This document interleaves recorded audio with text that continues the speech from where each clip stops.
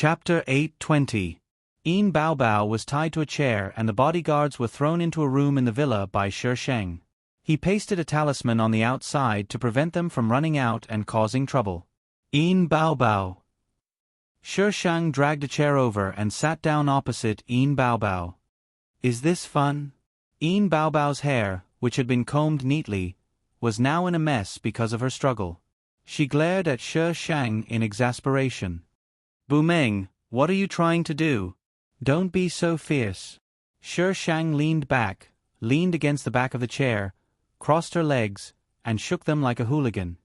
You weren't this fierce when you kidnapped me. Yin Bao Bao cursed inwardly. She couldn't understand how she had managed to escape. Those good-for-nothings. Yin Bao Bao suddenly thought of something. Her eyes narrowed and she asked in a trembling voice, "Who are you?"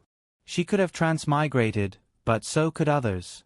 This Bu Meng was like a completely different person from before. Shi Sheng smiled eerily and started to spout nonsense.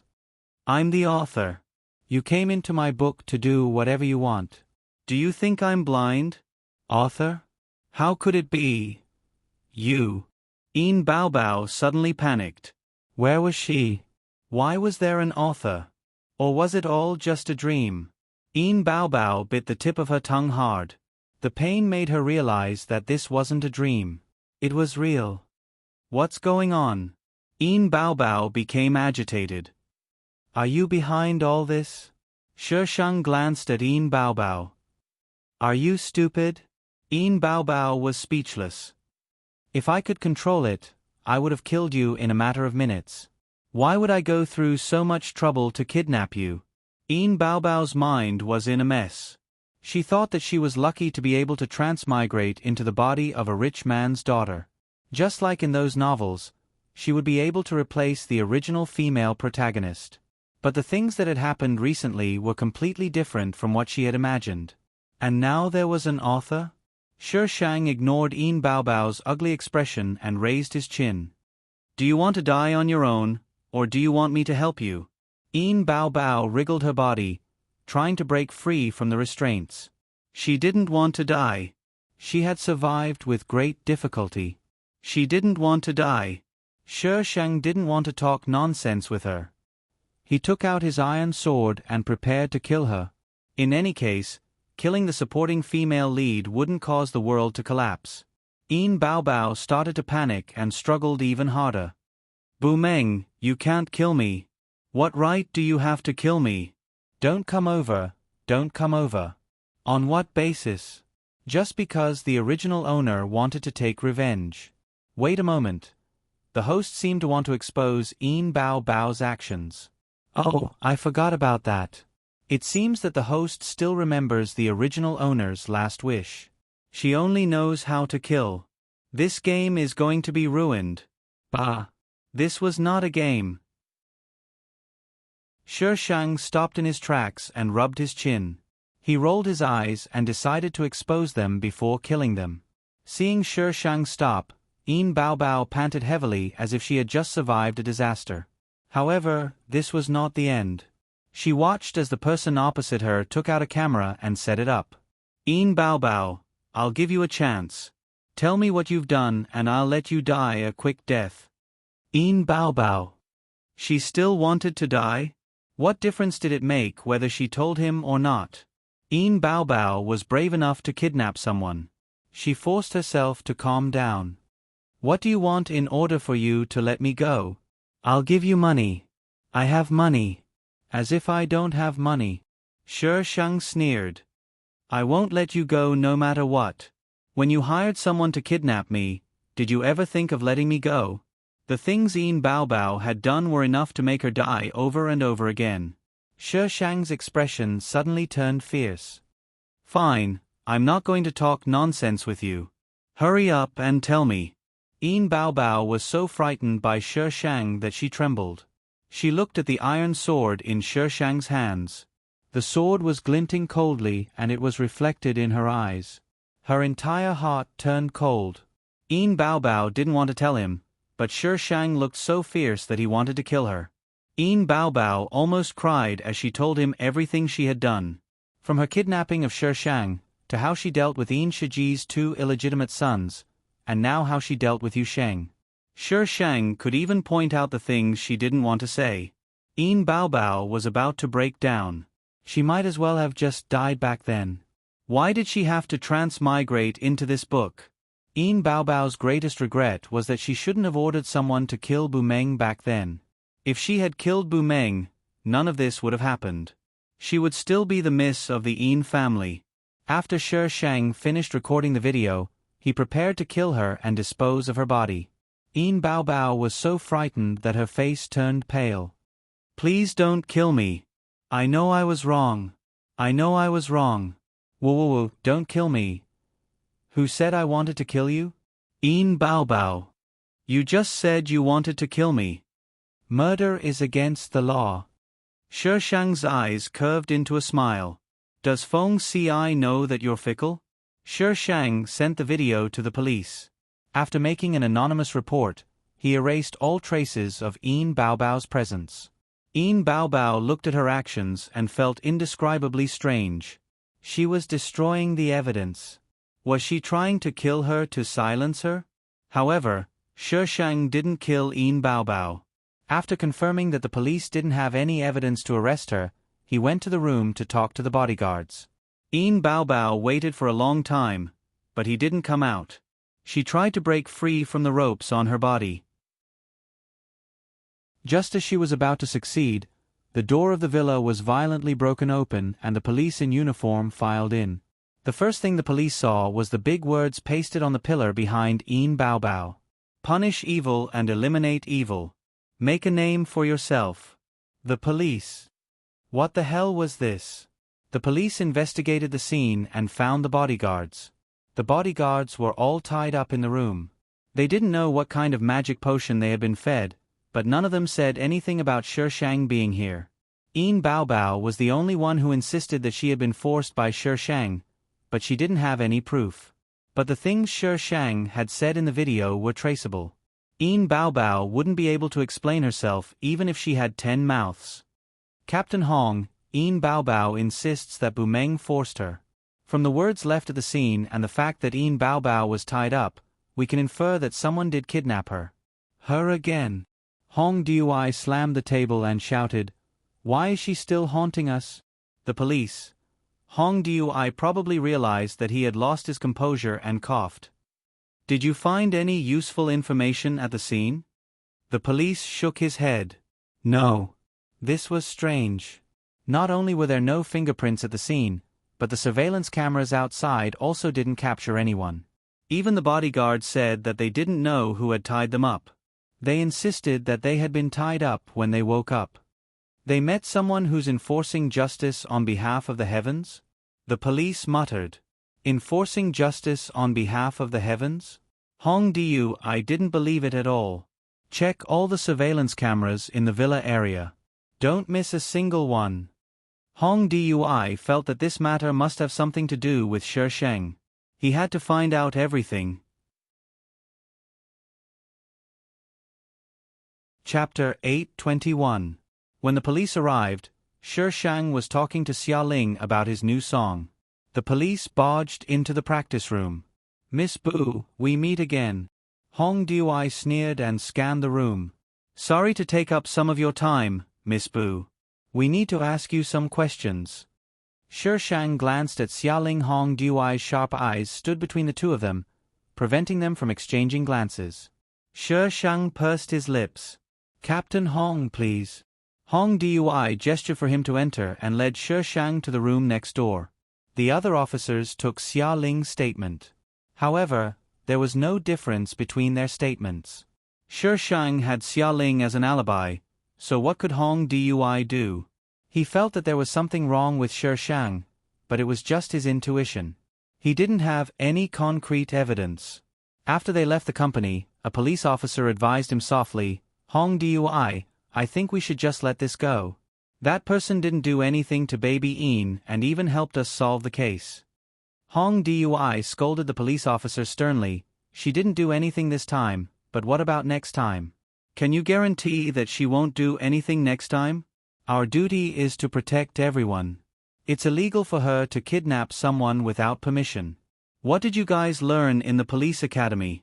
If everyone acted like her, what would be the point of having the police? The police officer felt ashamed after being scolded. I'm sorry, Captain Hong. Hong Dui left in a huff.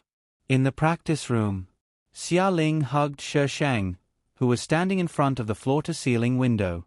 She said in a low voice, "You're hiding it from me again. I sent you a message." Xia Ling's mouth twitched. At first glance, he thought that she was flirting with him. He only realized that she hadn't sent him a message for a long time. Don't do this again. Xia Ling tightened her arms. I can't lose you. You can't leave me so soon. Shi Sheng teased. I didn't expect you to be so charming. Xia Ling. Xia Ling let go of Shi Sheng. She didn't want to talk to him anymore. How could he be so narcissistic at a time like this? He didn't know how to be romantic at all. Shi Shang turned around and stopped Xia Ling, who was about to continue practicing. Here's something for you. What is it? Xia Ling looked at Shi Shang suspiciously. You'll give me something? Don't underestimate me. Shi Shang snorted and took out a box from his pocket. Here, remember to marry me. Didn't I give myself to you long ago? It doesn't matter if you give me a few more chances. Xia Ling took the box and snorted arrogantly. Didn't you not want it before? Now you want me to repay you with my body? Dream on. Shi Shang. Oh my God. When this idiot became arrogant, he was simply going to ascend to the heavens. You're really not going to repay me with your body? Shi Shang approached Xia Ling, a hint of a smile on her lips. Xia Ling said firmly, no. Shi Shang spread out his hands regretfully and said, well, you can practice in the practice room tonight. I'll go home first. Shi Shang picked up his handbag and left. Xia Ling stood there dumbfounded. Don't you know how to say more? He would have agreed if you had said more. Humph. Xia Ling looked down at the box in her hands and opened it carefully. There was a retro watch in it. The watch looked very exquisite. Under the light, there seemed to be water flowing on the surface of the watch. It reflected a luxurious light as it swayed. Not creative. Xia Ling muttered in disdain. However, she still took it out carefully and put it on. The corners of her mouth curled up slightly. Shi Shang left the company and met Yu Sheng. He had lost a lot of weight these days and looked very haggard. When he saw Shi Shang, he forced a smile. Xiao Guai. Shi Shang said obediently, Uncle. When the system saw Shi Shang like this, it felt strange. She was always so obedient to the elders who cared about her. This was not her style at all. Where's Xia Ling? Shi Shang pointed at the practice room. It's been hard on you recently. He had been busy with other artists, so he had been taking care of Xia Ling. Most importantly, Xia Ling only listened to him. Oh yes, your master will be coming in a few days. I've already told him about you and Xia Ling. You know how stubborn your master is. You should talk to him nicely and don't get into a conflict. The original owner's master would always come to visit her when he came to the city. This time, he must have something to do and wanted to see her. Shi Sheng nodded. I know. I'll go see Xia Ling. You can go back first. Yu Sheng walked towards the practice room. Shi Shang stood there for a while before walking towards the elevator. When he reached the elevator, it opened. However, the atmosphere inside was a little strange. A young and beautiful woman was standing slightly in front. Behind her was a man wearing a cap. His head was lowered and his face could not be seen. The woman's face was pale and she seemed to be very scared. She kept winking at Shi Sheng. Shi Shang took a step back and said to himself, there seems to be something wrong with this elevator. The man quickly looked up at her and immediately pressed the button to close the door. The elevator closed and the numbers jumped down bit by bit. When it reached the second floor, the elevator suddenly stopped moving. Shi Shang walked down the stairs and met Hong Dui, who had just returned. Someone had just called the police and said that there was a hijacker in the elevator. They happened to be on the same line and rushed over. Who knew that they would meet Shi Shang so coincidentally? Shi Shang smiled and nodded at them. His baby face was so cute that they wanted to pinch it. After Shi Shang left, Hong Dui led them to the second floor. The hijacker seemed to be a fan of the woman. He was the crazy type. He had wanted to kidnap the woman, but the elevator suddenly malfunctioned and he was trapped in the elevator. What was even more strange was that the man had claustrophobia and had completely lost his ability to attack.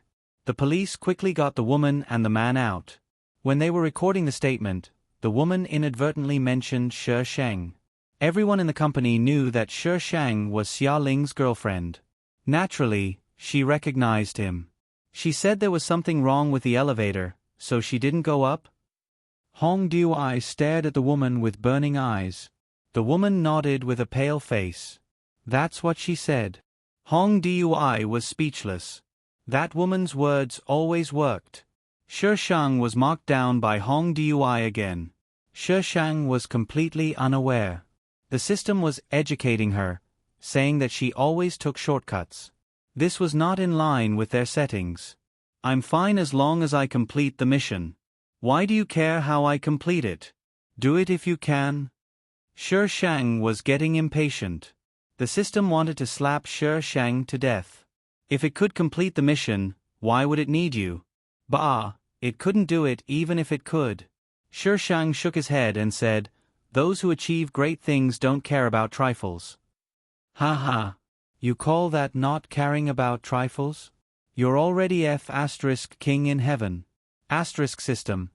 I haven't called for my master in a long time. Master, are you okay? System Master.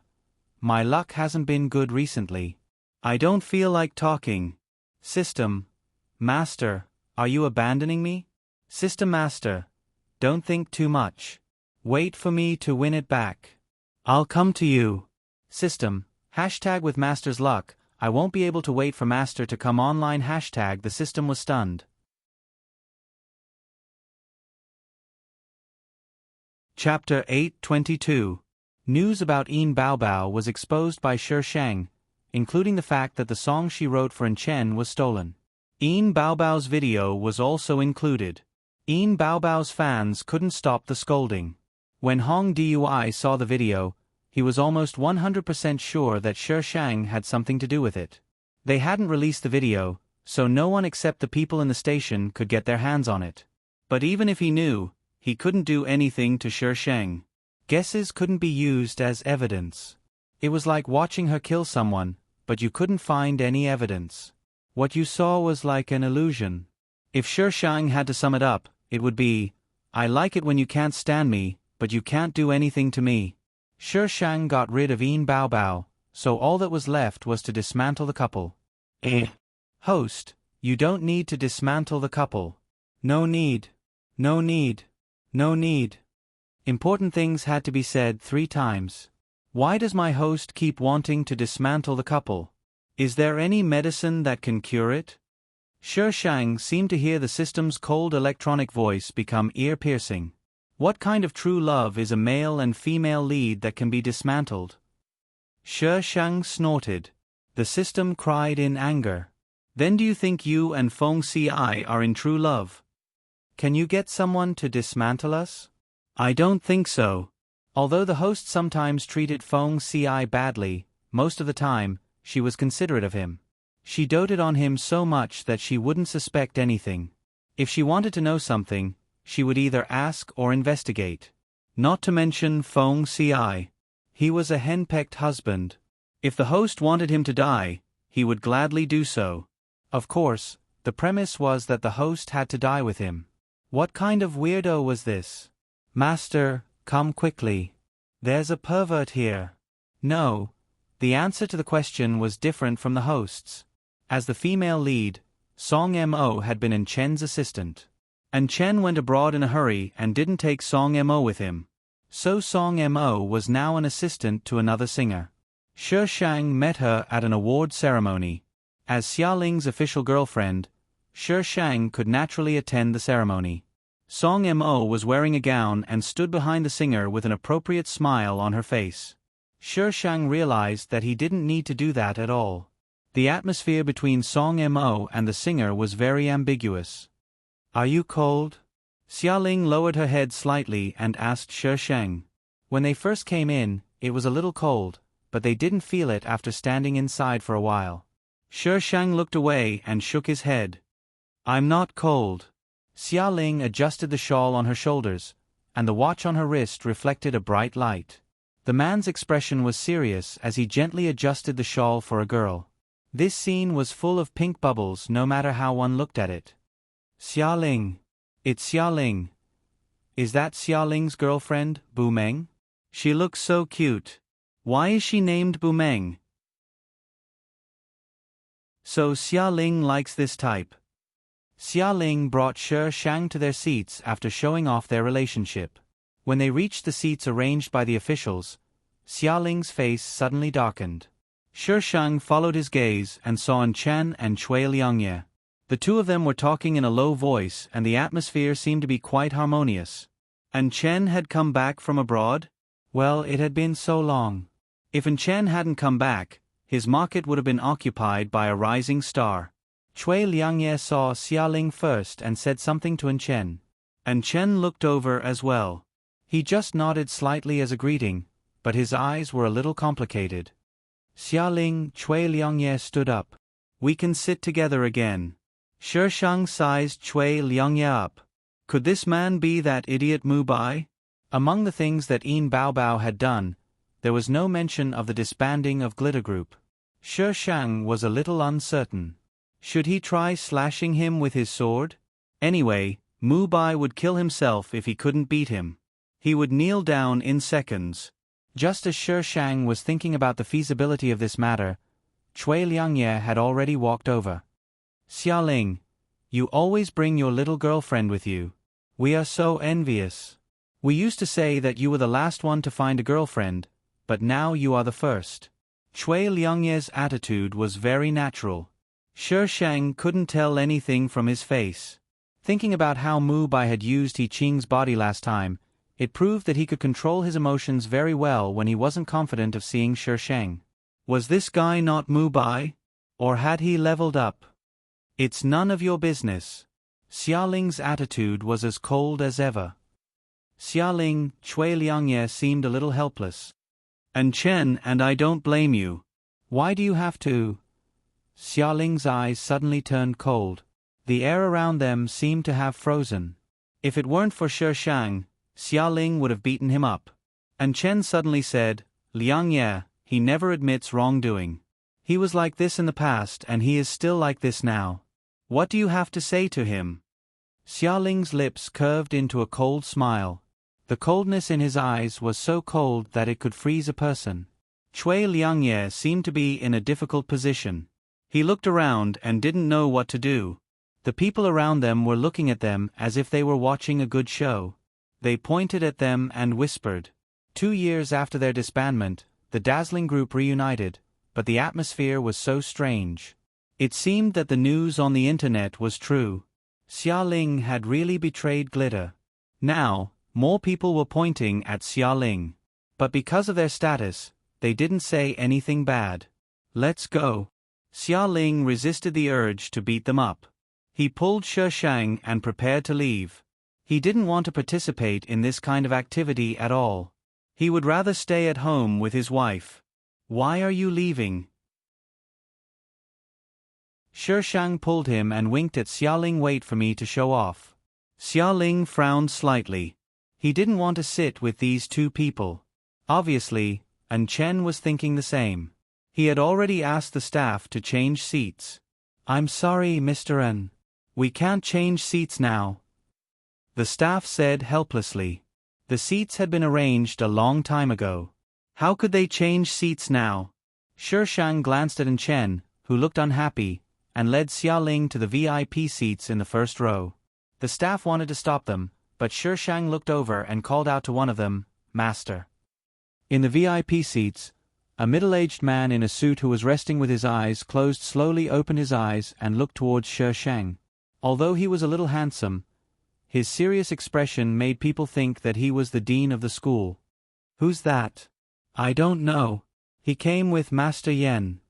"What did Bu Meng just call him?" "Master." "What kind of messy relationship is this?" "The dean." "No." Master stared at Shi Shang seriously for a few seconds and whispered to an old man beside him. The old man's people immediately came over to invite them over. Now, no one dared to say anything. Master Yen had a lot of authority in the circle. If they offended him, they would have a hard time. ## today's chili-flavored ticket # go to JoJo with great popularity. Get on the list in the new week. Monthly ticket. Double. Will Cherub vote? Look at my pitiful eyes. Chapter 823. Shi Shang and Xia Ling sat down in the VIP seats. The others sighed and looked away. This old Master Yen had a strange temper. Just look at how early he arrived. As for the other big shots, which one of them didn't appear last? And Chen stared at the figure in front of him and clenched his fists. After a while, he let go. And Chen, Xia Ling is really going to be popular this time. Cui Liangye sighed. And Chen clenched his fists again. Cui Liangye patted on Chen's shoulder and comforted him. Don't worry. With your current popularity, he can't surpass you. Humph. And Chen snorted and turned his head away, no longer paying attention to the VIP seats. Cui Liangye shrugged helplessly. In the VIP seats, Master looked Xia Ling up and down, inside and out, with a straight face, and asked, "Is this the brat that you've taken a fancy to? Other than his good looks, what's so special about him?" Shi Shang asked seriously, "Isn't it enough that he's good-looking? With this face, he could be popular everywhere." Well, Xia Ling's anti-fans didn't care about his face. It was a miracle. No matter how unpopular other celebrities were, they would still have a small number of fans. But for this guy, those people would feel uncomfortable if they didn't say something bad about him. Master looked even worse.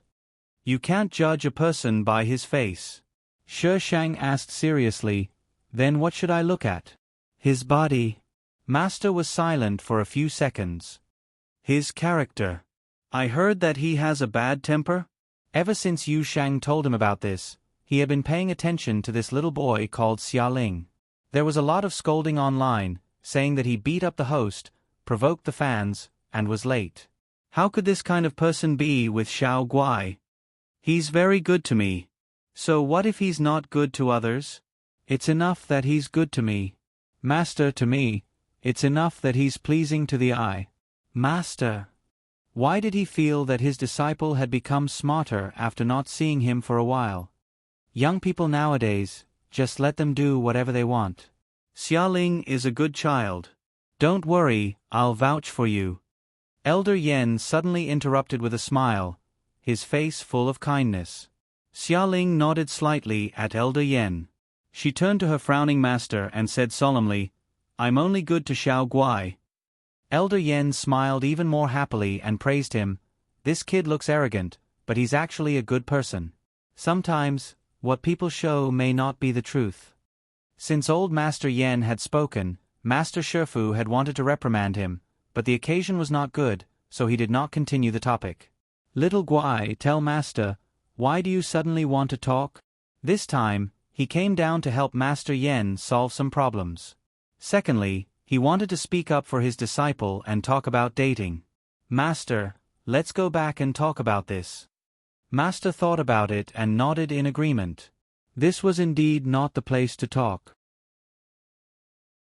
He glared at Xia Ling with a straight face and turned to talk to Elder Yen. Shi Shang raised his eyebrows at Xia Ling and leaned closer to him.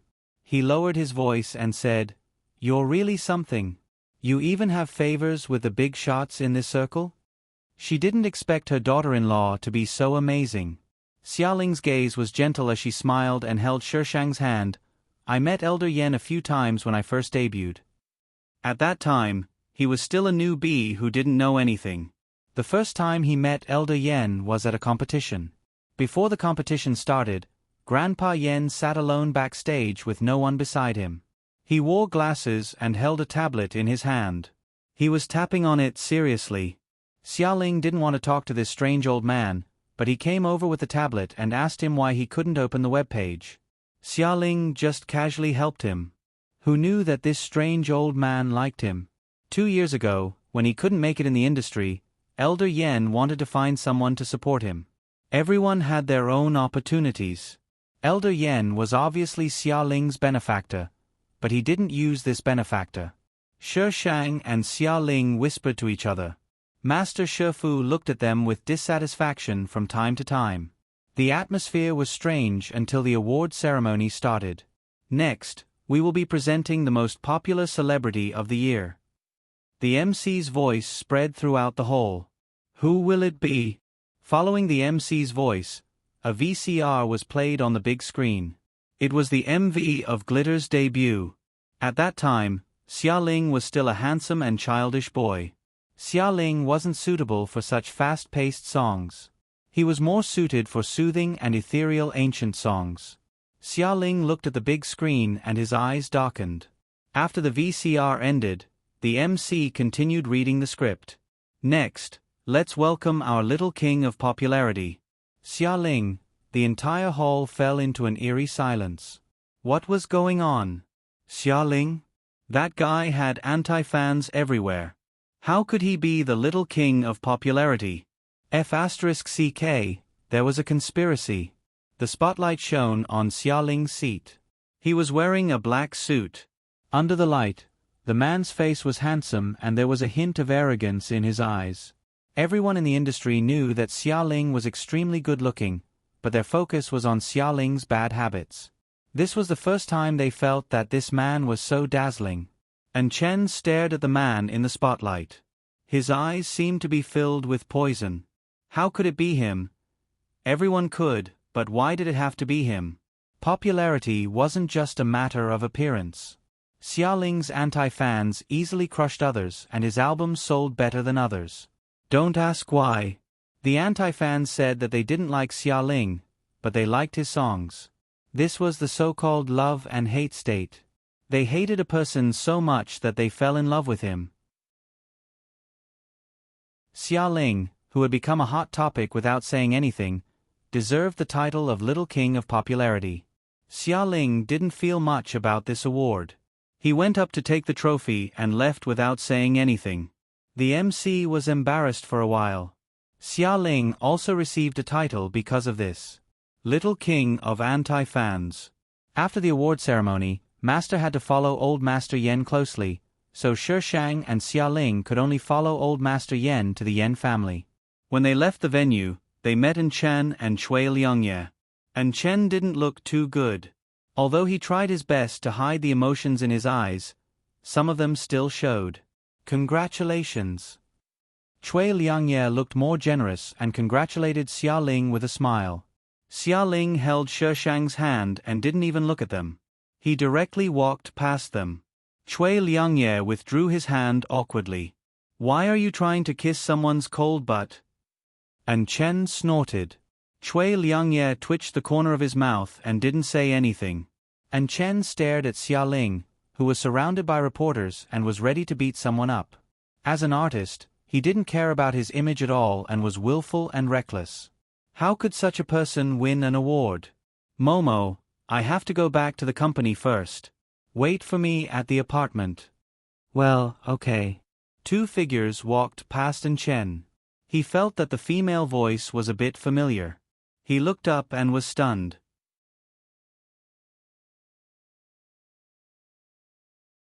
Chapter 8:24. The MV didn't require much acting skills, but it was still necessary. Shi Shang didn't want to do it, but Xiaoling kept pestering her, so Shi Shang had no choice but to agree. When Yu Shang heard that Shi Shang wanted to shoot the MV, he didn't object. He just told Xiaoling to be careful not to attract hate for his sweetheart. The MV was in an ancient style, and it was about a princess from a fallen country. Shi Shang had to change into more than 10 sets of clothes during the entire shoot. The weather was hot, and she had to wear several layers of cumbersome clothes. Shi Shang just wanted to kill someone. Miss Boo, don't move around. You're messing up your makeup, the makeup artist reminded Shi Sheng. It's hot. Shi Sheng fanned herself with her hands. Her face was flushed. She felt like she was wrapped in cotton wool and was sweating all over. The makeup artist had no choice. She said helplessly, "Miss Boo, please bear with it.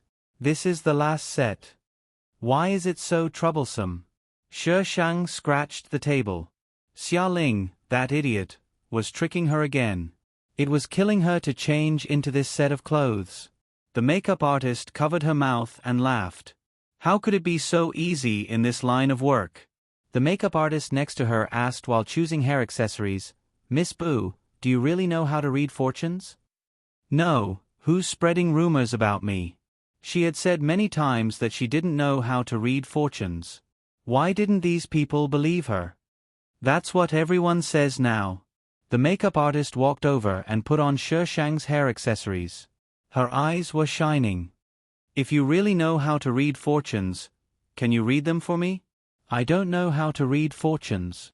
Shi Shang rested her chin on her hand and felt the weight on her head increasing. She was about to break down. "Can you put less on me? This isn't real. Who made this prop? It's so heavy."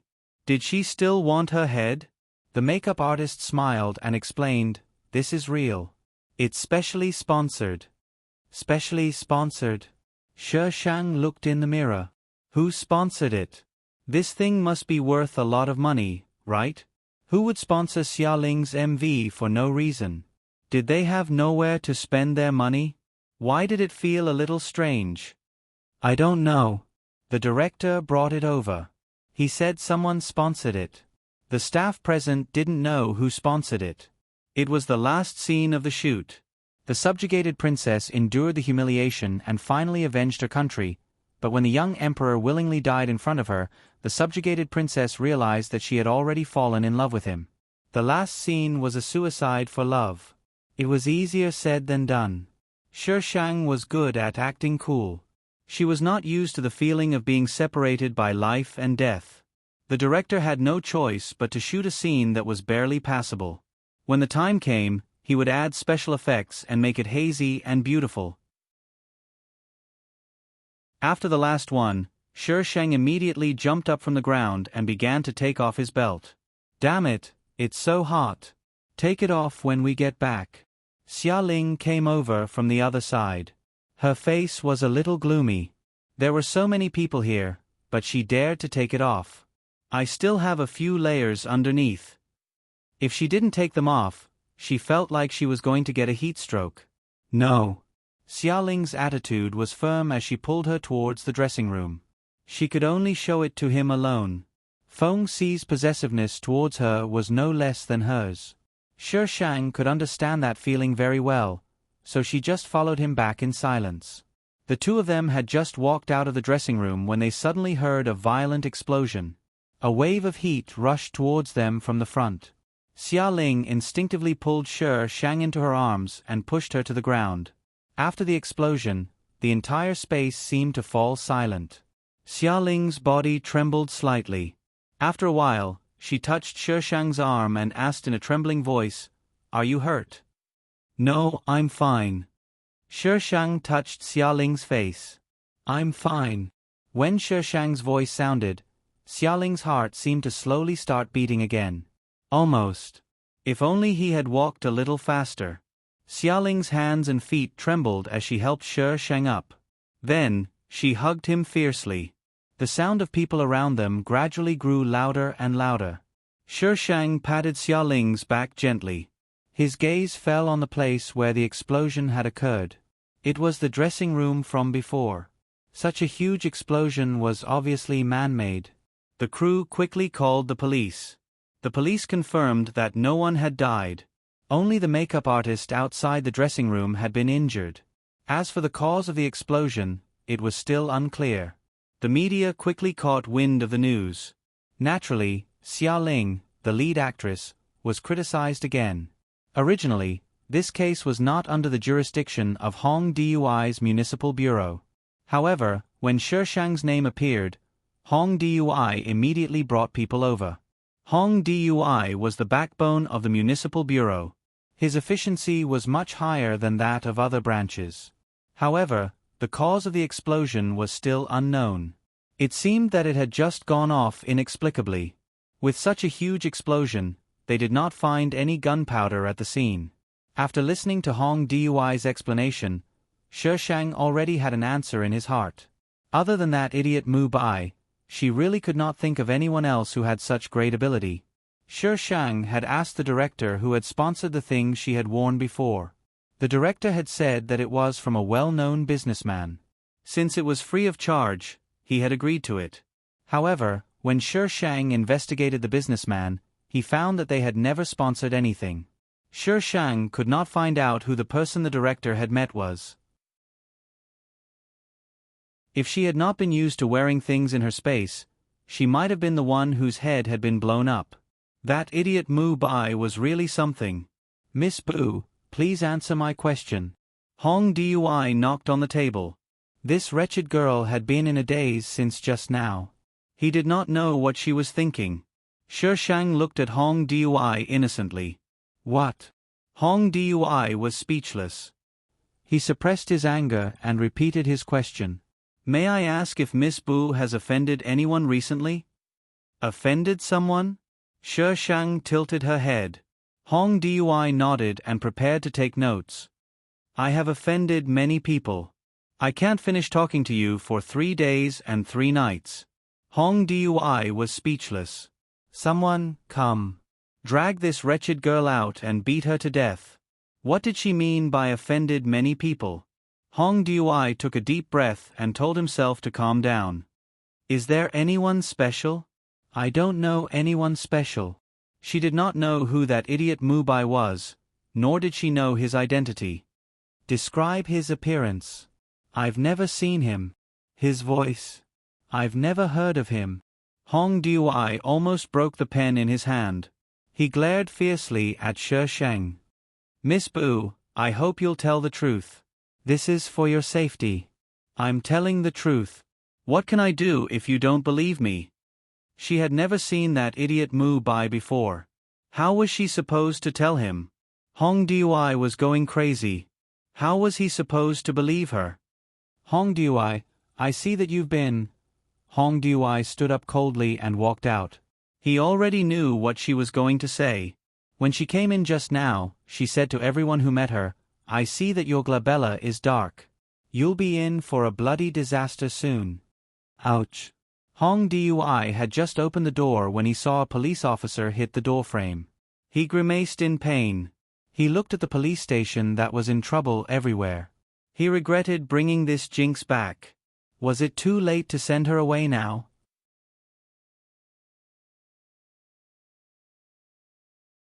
Chapter 825. The incorporation was attacked by the Xia Corporation for no reason. The incorporation and the Xia Corporation were similar in strength. But Xia Ling's methods were much more ruthless than they had expected. She didn't leave any leeway. The incorporation's development in recent years had been relatively conservative. Against the reckless Xia Ling, they could only lose. The incorporation's wings were cut off bit by Xia Ling. And Chen was the next heir of the Yin family. At this time, the Yin family wouldn't allow him to continue messing around outside. When Yin Chen first entered the industry, they didn't agree. They hadn't provided much help to Yin Chen all these years. Now that such a thing had happened to the family, Yin Chen was forced to return. You've been in a group with him for so long. Don't you know that he's related to the Xia family? Father Yin looked at his son in disappointment. And Chen flipped through the newspaper and tightened his grip on the edge of the newspaper. In the end, the newspaper was torn by him. His eyes were vicious. After a long while he said, he never said. The surname Xia wasn't rare. And the information back then showed that he was an orphan from the orphanage. And Chen crumpled the newspaper into a ball. He's just an illegitimate child. What's there to be afraid of? Dad, you've been in the business world for so many years. Why are you afraid of him? The legitimate heir of the Xia Corporation was still around. He didn't believe that Xia Ling could surpass the heir and get the Xia Corporation. Father Yin wanted to slap Yin Chen to death. He shouted at Chen in a hoarse voice. Do you know what the situation is now? You only know about music all day.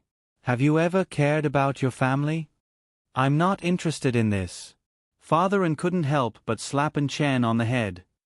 Do you think you can still do your music in peace if the incorporation is gone? How did he have such a son? Chen was a little dissatisfied. Because of his singing, he had quarreled with his family many times. The worst time was when Chen almost cut off his relationship with Father and come to the company tomorrow. Father didn't give Chen a chance to refuse and went upstairs. Chen's gaze fell on the floor. The face that had been crumpled up seemed to be mocking him. Xia Ling. Chen stepped on the newspaper and left with a gloomy face. As the male lead, even if Chen didn't like to inherit the family business, he had the skills that a CEO should have. After Chen went to the company, he took over the vice president's job. He spent some time familiarizing himself with the company's current situation and started working with Xia Ling. A business war was a war without gunpowder. Similarly, it required the right time, place, and people. One wrong move and the whole game would be lost. As the male lead, Chen's luck was on his side. Xia Ling was having a hard time. After 2 consecutive failures, the board of directors couldn't sit still anymore. After Xia Ling and Chairman Xia had a discussion, the opinions of the other directors were not important. The board of directors were all suppressed, and each of them was angrier than the other. I don't know what that old bastard Xia Ji is thinking. Why must he let such a bastard ruin the company? If this goes on, the company will be finished. I think we should hurry up and think of a way. Xia Ji believes Xia Ling's words now. It's useless for us to say anything. Chairman Xia must have other intentions. He wouldn't let Xia Ling ruin the company. They knew best what kind of person Xia Ji was. He was a person who only cared about profits. He would never let Xia Ling ruin the company like that. He must have other ideas. Everyone cursed angrily for a while before they vented their anger and dispersed. Each of them had their own plans. Chairman Xia, all the goods we exported have been detained. They say there's a problem. Xia Ling's assistant came in anxiously. Xia Ling looked up and glanced at the assistant coldly. The assistant immediately slowed down. The assistant walked closer and reported with his head lowered. We just received news that someone reported us for carrying illegal goods. All the goods have to be checked again. This delay will cause us to miss the delivery date and we will have to pay the penalty. With such a large batch of goods, the penalty would not be a small sum. Contact the other party and buy time. Prepare the car. Xia Ling gave a brief order. Yes. Xia Ling brought his men to the customs. The customs staff made all sorts of excuses and refused to meet with him. It was obvious that someone was playing tricks behind the scenes. They didn't need to check anything. They just needed to buy time. Xia Ling stared at the pier in the distance. Miss Bu, Chairman Xia, it's Miss Bu. The assistant suddenly pointed in a direction. Xia Ling looked in the direction he was pointing. A cute girl was coming out with a man. The man looked a little scared and respectfully sent her to the door. Miss Bu, take care. The man was sweating profusely and almost bowed 90 degrees. Shi Sheng glanced at him. The man immediately reiterated, Don't worry, Miss Bu. This will never happen again. We will check your goods and release them as soon as possible. Wouldn't everything have been fine if you had been so obedient? The man was speechless. Miss Bu, then. It will be fine in a few days. Shi Sheng waved his hand and turned to leave. The effect of the spiritual language spell only lasted for 1 to 2 days. The duration depended on the target. As long as they didn't commit murder or arson, they wouldn't be arrested and sent to jail. Therefore, it would be fine in a few days. Shi Sheng pretended to be a scammer and scared the man. He dared to touch his wife. Who was protecting him? Xia Ling did not let Shi Sheng watch him. He watched as Shi Sheng disappeared into the crowd and ordered his assistant, Get someone to prepare for work. The assistant was speechless. Work for what? Wasn't he going to chase after Miss Bu? Just as the assistant was dumbfounded, the customs called to tell them that the inspection was completed and they could release them. The assistant was stunned. Chairman Xia was amazing. Xia Ling did not return to the company. Instead, he went straight home. Shi Shang was not at home. Xia Ling saw her car downstairs, so he should be back. Xia Ling called Shi Shang, but was told that he was not in the service area. Xia Ling was about to go downstairs when he glanced at the elevator. The number stopped at the 7th floor. He stood there for more than 10 seconds, but the number did not change. As if something was pulling him, Xia Ling went down to the 7th floor and arrived at the elevator. Xiao Guai, are you in there? Shi Shang was about to slash the elevator when he heard Xia Ling's voice. He immediately put away his iron sword. Xia Ling, get someone to save I. Xia Ling heaved a sigh of relief and comforted Shi Shang softly, don't worry. He took out his phone and called the management. Shi Shang stood in the elevator, speechless. When she was coming back, her car suddenly stopped and she almost hit someone. She was stuck in the elevator and the emergency bell was broken. Her luck was F***ing up again. The management and the fire department came quickly. They fiddled with the elevator for a long time before they could open it. Shi Shang stood in the elevator calmly, not nervous at all. Young lady, you're quite brave. Come out quickly. The fire department staff praised her. Before Shi Shang could come out, Xia Ling rushed in. Just as he entered, the elevator suddenly started to slide and the whole elevator became unstable. Asterisk you can update when the monthly votes reach 2,000. Keep it up. Hashtag today's ice cream flavored tickets. Hashtag he wanted to say something, but he suddenly could not remember. Forget it, he would say it when he remembered. Good night.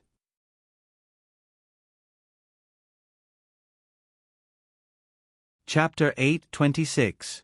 Xia Ling didn't ask how Shi Shang managed to deal with the people at the customs. He trusted her deeply. No matter what she did, she wouldn't harm him.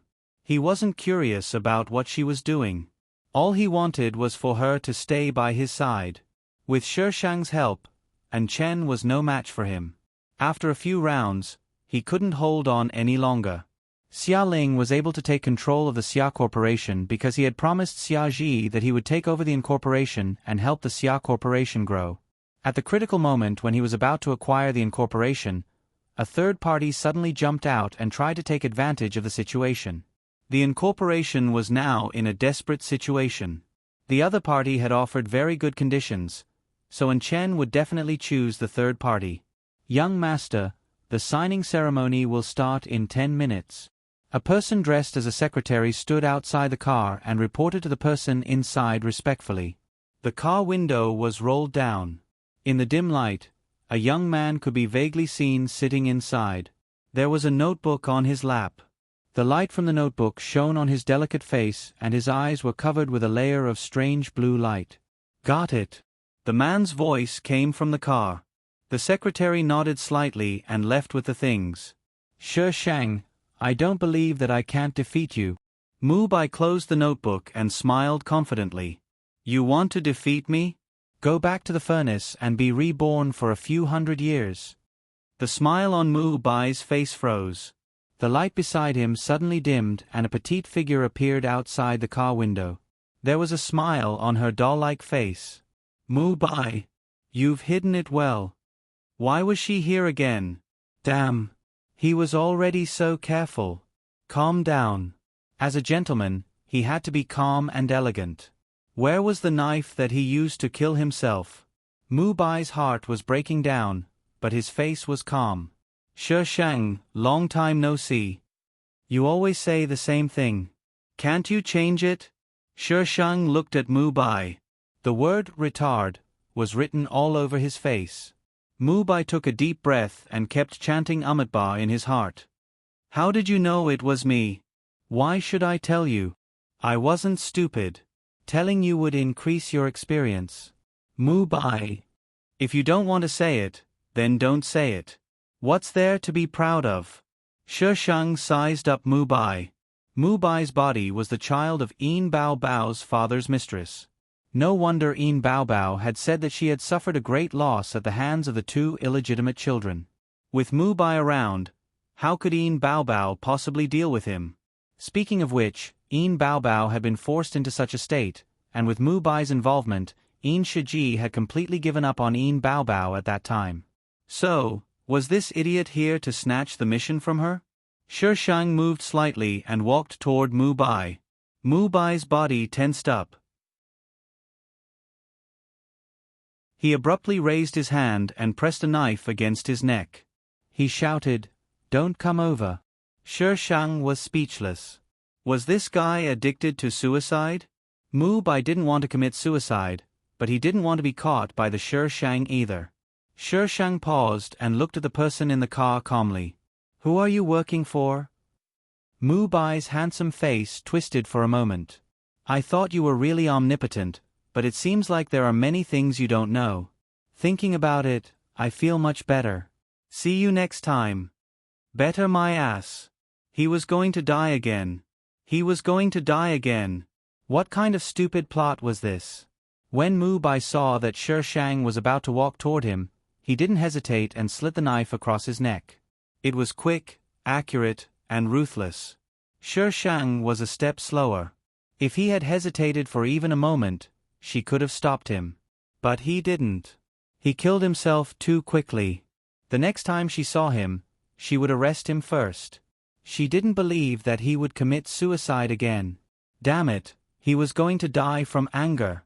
Shi Shang was just about to leave when a group of police officers appeared from nowhere and pointed their guns at her. History was always shockingly similar. Shi Shang was speechless.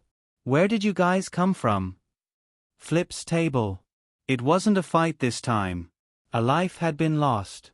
The leader was an old police officer that Shi Shang had never seen before. He looked like he had a lot of experience in handling cases. "Did you kill him?" the old police officer asked. Shi Shang shook his head. "No."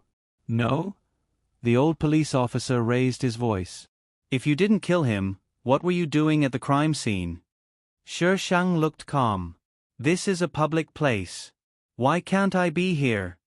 The old police officer probably thought that Shi Shang was right and changed the question.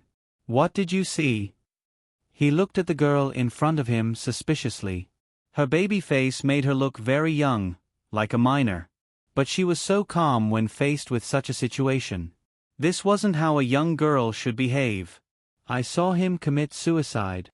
The old police officer almost choked on his saliva. "What did you say?" Shi Shang repeated.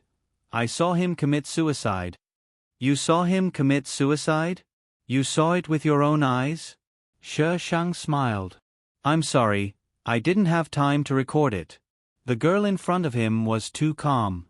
She could still smile when talking about suicide. No, it wasn't calm. It was cold-blooded. She didn't have any emotions at all. Her eyes were calm. She should be at an age where she couldn't hide anything, but she seemed to be wrapped in an iron wall. No one could understand her at all.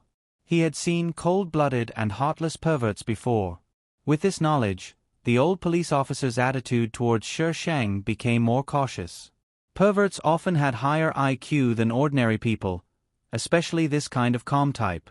They were very difficult to deal with. But before the old police officer could think of a solution, Hong Dui arrived with his men. There was no need to introduce Shi Shang, who was an old acquaintance. "Miss Bu, did you kill someone this time?" No one had died in the previous few times, but this time, someone had died. Would a lot of people die in the future? "It has nothing to do with me. He committed suicide." She wasn't going to take the blame for this. Suicide. Hong Dui frowned and called his colleague who was in charge of the autopsy. The result was that it was indeed suicide. No suspicious fingerprints were found in the car. "Have you checked the surveillance cameras in the garage?" This kind of garage usually had surveillance cameras. There were almost no blind spots. "Hong Dui, I was just about to talk to you about this. The surveillance cameras during that time are all gone. It seems like someone deleted them. My colleagues in the technical department are trying to recover them." Sheng raised his eyebrows. Mu Bai had held back again. She was wondering how the police could come so quickly. Mu Bai's death was inexplicable. Sheng was the only suspect at the scene, so he was naturally brought back to the police station. Sheng, who couldn't remember when he came in, greeted everyone skillfully. The police officers were speechless.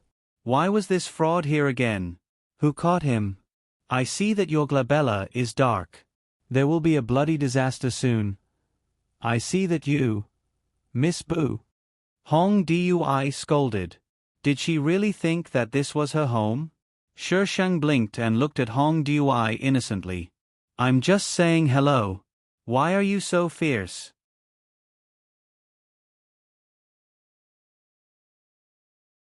Chapter 8:27. Bring her in, Hong Dui ordered the person next to him.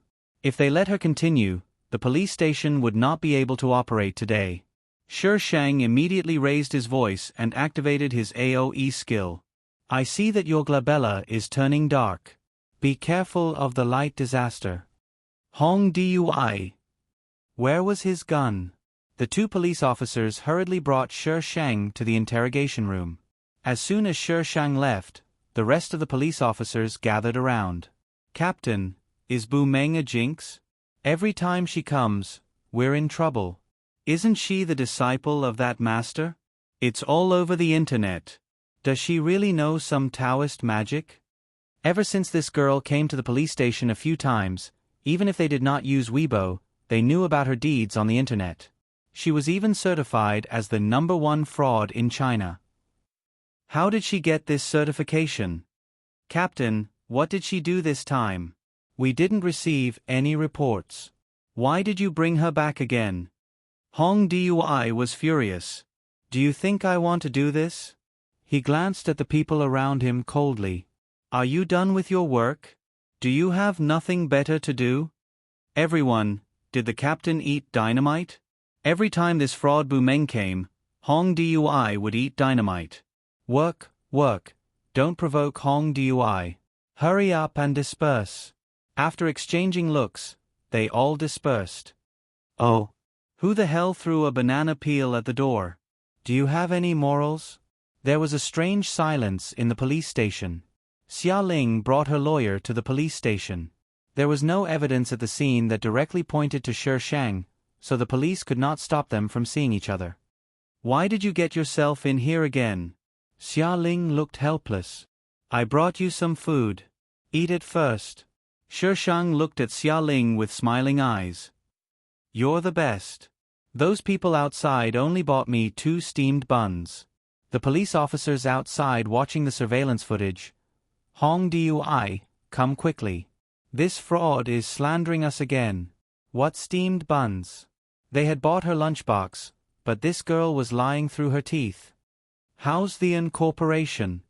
Sheng asked Xia Ling as he ate, not caring about the police officers outside at all. When we sign the contract. Xia Ling paused, her eyes flashing. There shouldn't be any problems. The Yin group was prepared to sign a contract with the Yin family, but something seemed to have happened at the last moment, and the contract was terminated. He didn't expect her to be involved again. Couldn't she just be his girlfriend quietly? Xia Ling couldn't say much. This was the police station. She looked fearless, but if the police had any evidence, it would be difficult for him to get her out. After dinner, the lawyer started to work, but he was still confused after hearing what Sheng said.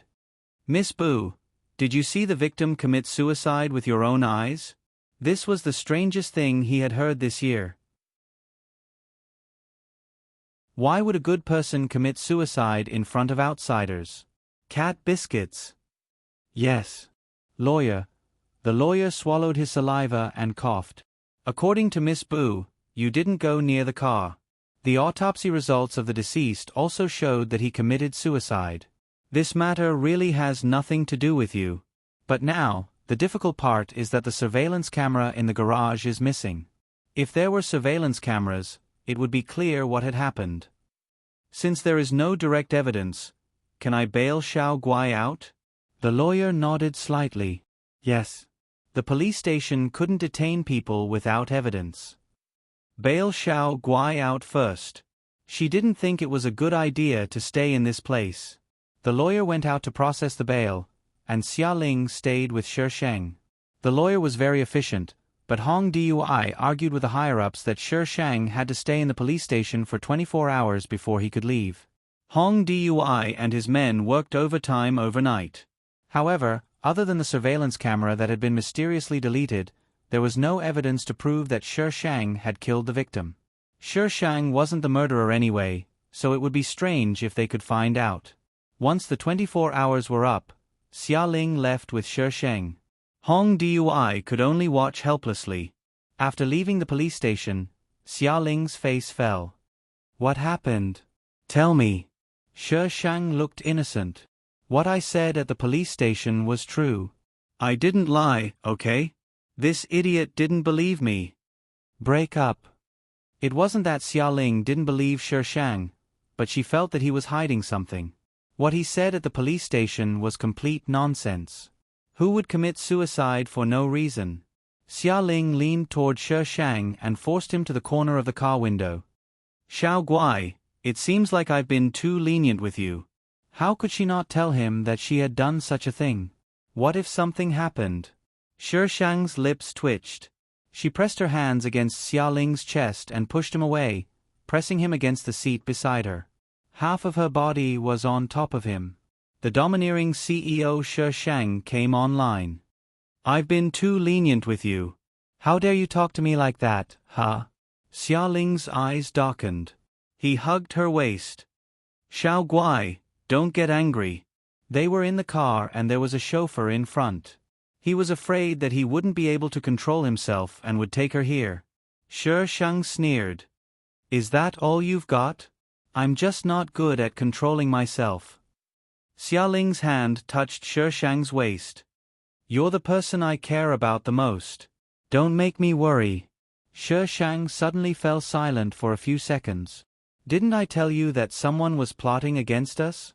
Do you still remember that song you suddenly played in school? Xia Ling didn't expect Shi Sheng to suddenly start talking about serious matters. She adjusted her sitting position so that Shi Sheng was lying more comfortably in her arms. I found out his whereabouts today. I wanted to get rid of him, but he committed suicide first. Xia Ling frowned slightly. It wasn't An Chen? An Chen? Shi Sheng was puzzled.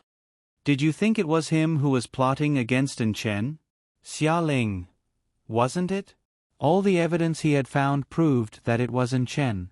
Including the explosion just now, all the evidence pointed to An Chen. Shi Sheng rolled his eyes and said softly, he was probably used. Mu Bai was a person who would dare to use anyone. He was a pervert who would kill himself without batting an eyelid. Shi Sheng and Xia Ling were investigating from two completely different directions. Xia Ling found out that Mu Bai had released a smokescreen in order to confuse Shi Sheng. However, Shi Sheng didn't play by the rules and wouldn't fall for Mu Bai's trick. Xia Ling had never expected that he would end up like this when he tried to protect his wife. So, just be obedient and let me spoil you in the future. Shi Sheng patted Xia Ling's hand. I'm very capable. I won't embarrass you. What grudge do you have against him?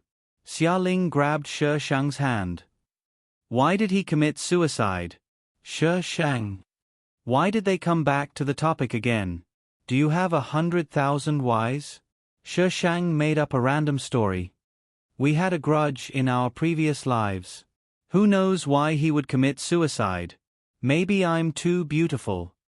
Xia Ling. Could he be any more perfunctory? Shi Sheng wasn't lying. She had a grudge against Mu Bai in their previous lives. If she really wanted to explain it to Xia Ling, she would have to start from the beginning. It was so troublesome. She decided to wait until he recovered his memory. The above is pure nonsense. Please don't take it seriously.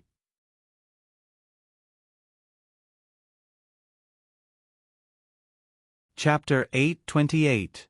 There was no progress in the case. Hong Dui's men had been working overtime for several days. They had checked all the surveillance cameras near the garage and interrogated those who had been in contact with the deceased that day, but there was no useful information. No one knew why the deceased committed suicide. According to the last person who saw the deceased did not have any intention of committing suicide. However, the deceased committed suicide not long after he left. It was impossible. Although there was no useful information, Hong Dui had dug up the matter of them signing a contract with the incorporation. The contract was signed by the deceased. Once the deceased died, the contract was terminated and the Xia Corporation benefited. And their suspect happened to be in a relationship with President Xia. Hong Dui's imagination ran wild. But it was useless. There was no evidence. For the first time, Hong Dui felt that evidence was so troublesome. If the source of the evidence was unknown, it could not be used. If the evidence was incomplete, it could not be used. There was a lot of nonsense that could not be used. In the end, the case was closed as a suicide. Hong Dui was furious. Xia Ling had dealt with En Chen because he thought that he was Shi Shang's murderer. Now that he knew that En Chen was not, he immediately lost interest and was ready to leave. Xia Ling did not know how he felt about Xia Ji. This person was his father in name, but he had never felt any fatherly love since he was young. When he was still in the Xia family, Xia Ji was very strict with him because he was the only boy. If he could not complete the homework he assigned, he would be punished. Later, his mother passed away and Xia Ji's legal wife had a child. He was chased out, but Xia Ji did not say anything. His legal wife's family had a strong background. Previously, he had swallowed his pride because he did not have a child. Now that he had a child, Xia Ji chose his legal wife without hesitation. He did not have any feelings for such a person. Therefore, Xia Ling did not care about how he was going to deal with this situation. In his wife's words, if he wanted to be the CEO, his wife could send him. Something seemed wrong. Xia Ling started to prepare a new song. The previous song had been delayed because of this incident. He had to prepare a few new songs now. Xia Ling needed a long time to practice the song. Shi Shang was squatting outside and talking to the girls in the company about a bloody disaster. Now, everyone in the company knew that Shi Shang was a jinx and did not know how to read fortunes. But she was cute. Even if she was a jinx, people still liked her. Xiao Meng, will I be unlucky today? Shi Shang chewed on the fruit that Xia Ling had just bought for her and replied to the girl in a muffled voice, "If I say you're going to be unlucky, you're going to be unlucky. Do you want to be unlucky?" The girl shook her head. "I don't want bad luck." She paused and looked at Shi Shang expectantly. "Xiao Meng, give me your blessings. I'm going to confess my love today." "Confession?" Yes. The girl nodded. She had wanted to confess for a long time, but she had never had the courage. "What's the point of confessing? Just go ahead." As soon as Shi Shang finished speaking, someone pressed down on his head. "Who's next?" It had only been a short while, but she was already chatting with the girl. And they were even talking about this kind of topic. Humph. The girl shrank back in fear and called out weakly, "Brother Xia." Xia Ling pulled the Shi Shang into her arms. "Who do you want to F***CK? Shi Shang almost choked and swallowed it with great difficulty. He slapped Xia Ling's chest. "F***CKU. Let go of I. I can't breathe. If you dare to flirt behind my back again, I'll teach you a lesson. Be reasonable. I was chatting happily with this girl. Which eye of yours saw me flirting with her? She was not a heartless jerk who flirted with everyone she saw. No. When had she ever flirted with girls? F***CK.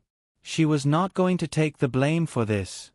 If I say so, then so be it. Don't be unreasonable. I have a temper too. Let me tell you, don't think that just because I pamper you, you can do whatever you want."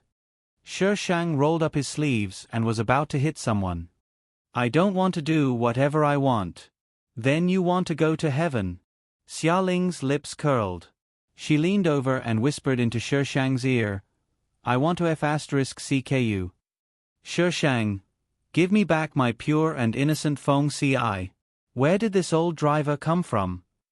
I want to return the goods. The girl. The only person in the company who dared to treat Brother Xia like this was Xiao Meng. But was it really okay for the two of them to flaunt their affection like this? She wasn't invisible. Xia Ling carried Shi Shang to the practice room. Shi Shang turned around and waved at the girl. I wish you success in your confession. The girl's eyes lit up. She stood up and clenched her fists. Yes, I will definitely succeed. The girl rushed over to confess, but before she could say anything, the other party had already said it. Previously, there had been people who had been encouraged by Shi Shang and received good luck. Now, this girl was an example. Shi Shang had another skill. However, most people would only get the impression that they would be met with a bloody calamity. Only a small number of cute girls received his blessings. Xia Ling's new album was going well. The music video she had filmed with Shi Shang was included in the album. This song had also become the hottest song at the moment. The anti-fans had not seen Xia Ling for a long time. When Xia Ling suddenly appeared, the anti-fans first criticized her and then started to promote the new song crazily. Shi Shang's music video was well received. The post-production effects were especially hazy, but it made people feel the poignant beauty of love that could not be expressed. Love that could not be expressed. Shi Shang hugged his knees and looked at the last scene on the screen. The corners of his lips curled up slightly. Ring, ring, ring. The phone beside the sofa suddenly rang. Shi Shang turned off the TV and went to answer the call. Yu Shang's panting voice came through the phone. Xiao Guai. Something happened to your master.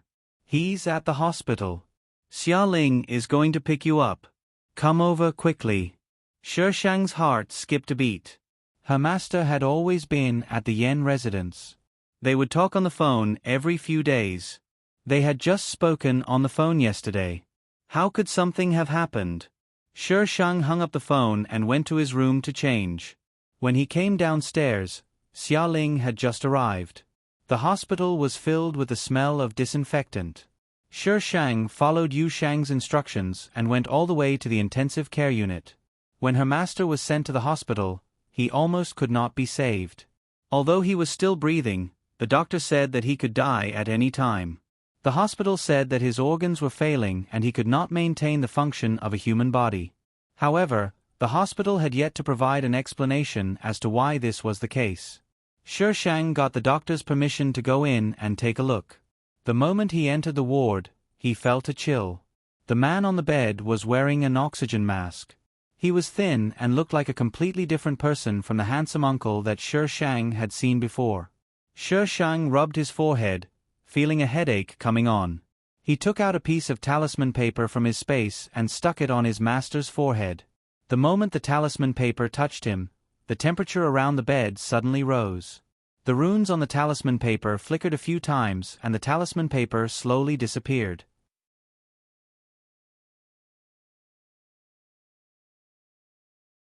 Chapter 829. The hospital had already sent out a notice of critical illness, but the patient's condition suddenly improved. His previously failing organs began to recover. The attending doctors were all shocked. They all thought that the patient was going to die. Who knew that he would suddenly recover? Even the patient found it strange after he regained consciousness. He asked Yu Shang if anyone in the same profession had come to visit him. Yu Shang said no. Only a few of them and the Yen family had come to visit him. Yu Shang knew that in their line of work, they would encounter a lot of strange things, so he only felt that it was strange that he had suddenly become critically ill and recovered. His master's recovery was very fast. Even when he was discharged, the group of doctors was still shocked. If it weren't for the fact that he was a living person, they would have dragged him to the operating table to dissect him. At the entrance of the hospital, his master called out to Shi Shang. Xiao Guai, I want to talk to you. Shi Shang glanced at Xia Ling and asked him to wait in the car. She followed her master to a quiet place nearby. His master was silent the whole way. He only spoke when they reached a place where there was no one around. It's you, right? That day, He was in a daze and vaguely felt that someone was standing beside him. Yes. Shi Sheng nodded.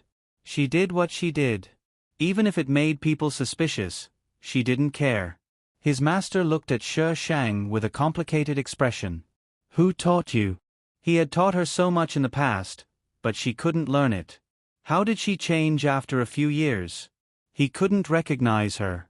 Shi Sheng said confidently, I learned it without a teacher. Don't play dumb with me. Who taught you? He didn't believe that she could learn it without a teacher. He wanted to know if the person who taught her had ulterior motives. I really learned it without a teacher. Shi Sheng said helplessly. If no one taught me, do you have to make me make up a person for you? His master frowned and stared at Shi Sheng for a long time. Do you remember what I told you before? Remember, don't do things that go against your conscience. Don't do things that are devoid of conscience. Shi Sheng shook her head and recited the words he had instilled in her. Master nodded his head in satisfaction. It's good that you remember. Master doesn't ask you to be very capable. I only ask you to be an upright person. I don't care how you learned it, but if one day I find out that you have done something bad, Master will not be merciful. Shi Sheng. She had done too many bad things. His mind was once again filled with great principles. Master. Shi Sheng interrupted his chattering master. Do you still want to go back to Master Yen? When he was hospitalized, Master Yen had also come to see him personally. However, judging from Master Yan's appearance, Shi Sheng knew that the thing that was pestering him must have a powerful background. Master Yen probably wouldn't live long. Yes, Master owes him a favor, so I must return it. You don't have to worry about this. If something really happens to Master, you can just bring my ashes back. His master spoke with a face full of righteousness, as if he had already accepted the fact that he was going to die. Is it worth sacrificing your life for a favor? If you think it's worth it, then it's worth it. Master Shifu patted Shi Sheng's shoulder. There are some things whose value can't be measured by others. To you, it might be a priceless treasure, but to others, it might not even be as good as trash. Shi Sheng pursed his lips indifferently. He took out a few talismans and stuffed them into Master Shifu's hands. It's a friendly sponsorship. I don't know if it can help, but you can try it in an emergency. She had gotten these talismans from a very famous Taoist master in another world. She had already experimented with them before, and the effect was pretty good. Master Shifu stared at the talismans. The drawing on these talismans was completely different from the ones he had seen before. Little Guai. Master, I've already told you everything I can. Shi Sheng's expression was serious. If you want to know anything else, I can't tell you. Even if she told him, he might not believe her. Master Shifu wanted to say something but stopped himself. He didn't continue asking. The two of them returned to the main entrance of the hospital. Master Shifu had to return to the Yen family, and Xia Ling had to rush to work. Naturally, Yu Sheng followed Xia Ling. Shi Sheng had started to neglect his duties. Yu Sheng had also scolded him several times, but Shi Sheng had always used the excuse that he wasn't interested anymore. This wasn't his own child. He could even hit her if she didn't listen to him. Yu Sheng's persuasion didn't work, so he just let her be. Anyway, with Xia Ling's attitude towards her, she wouldn't have to worry about food and clothing for the rest of her life. So it was better to urge Xia Ling to make money. Since then, Xia Ling's schedule was packed full by Yu Sheng. Xia Ling's schedule was getting busier and busier. She had already started to prepare for the concert. This was the most troublesome thing for Yu Sheng. With Xia Ling's anti-fans, if she really held a concert, wouldn't they form a group to beat him up? Once the news of the concert came out, the anti-fans exploded. They all said that they wanted to buy tickets to go and scold Xia Ling. On the day the box office was released, all the tickets were sold out in the blink of an eye. Shi Sheng didn't know how many anti-fans Xia Ling had until the concert started. There was a sea of people outside the concert venue. You're actually so popular. Shi Sheng leaned against the car window and looked out.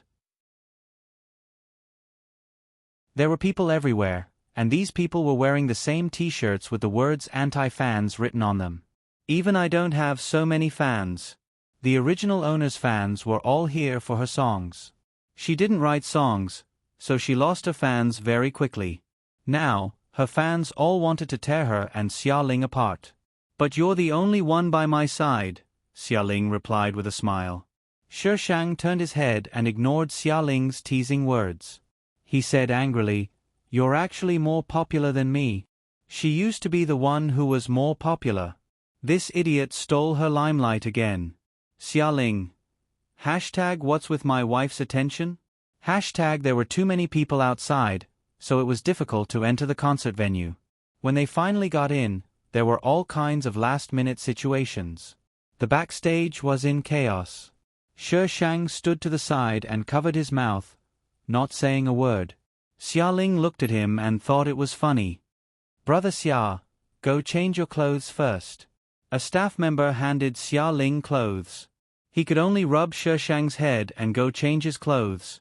After that, Xia Ling almost didn't have time to talk to Shi Shang. Xia Ling secretly decided that once he earned enough money, he would never do this again. There were some agitated fans who wanted to cause trouble at the concert. Xia Ling argued with them on the spot. In the past, people could only see his words online, but not his expression. Now, in the live version, many anti-fans thought that Xia Ling looked so handsome when he was arguing with people. The anti-fans who had always refused to submit to Xia Ling's beauty expressed that this time, they really had to submit. Xia Ling was definitely the first person to turn a concert into a fight between a celebrity and his fans. Backstage, Yuxing wanted to strangle him. Anti-fans. I've never seen such a bad celebrity. He's not afraid of losing fans. Xia Ling. Anti-fans are still fans. Little Fairy. What kind of fans are anti-fans? Black fans? Are anti-fans as useful as votes? Cherub. Upstairs, you're asking for votes again. Little Fairy. Shy. Io, you guys found out. Then let's vote.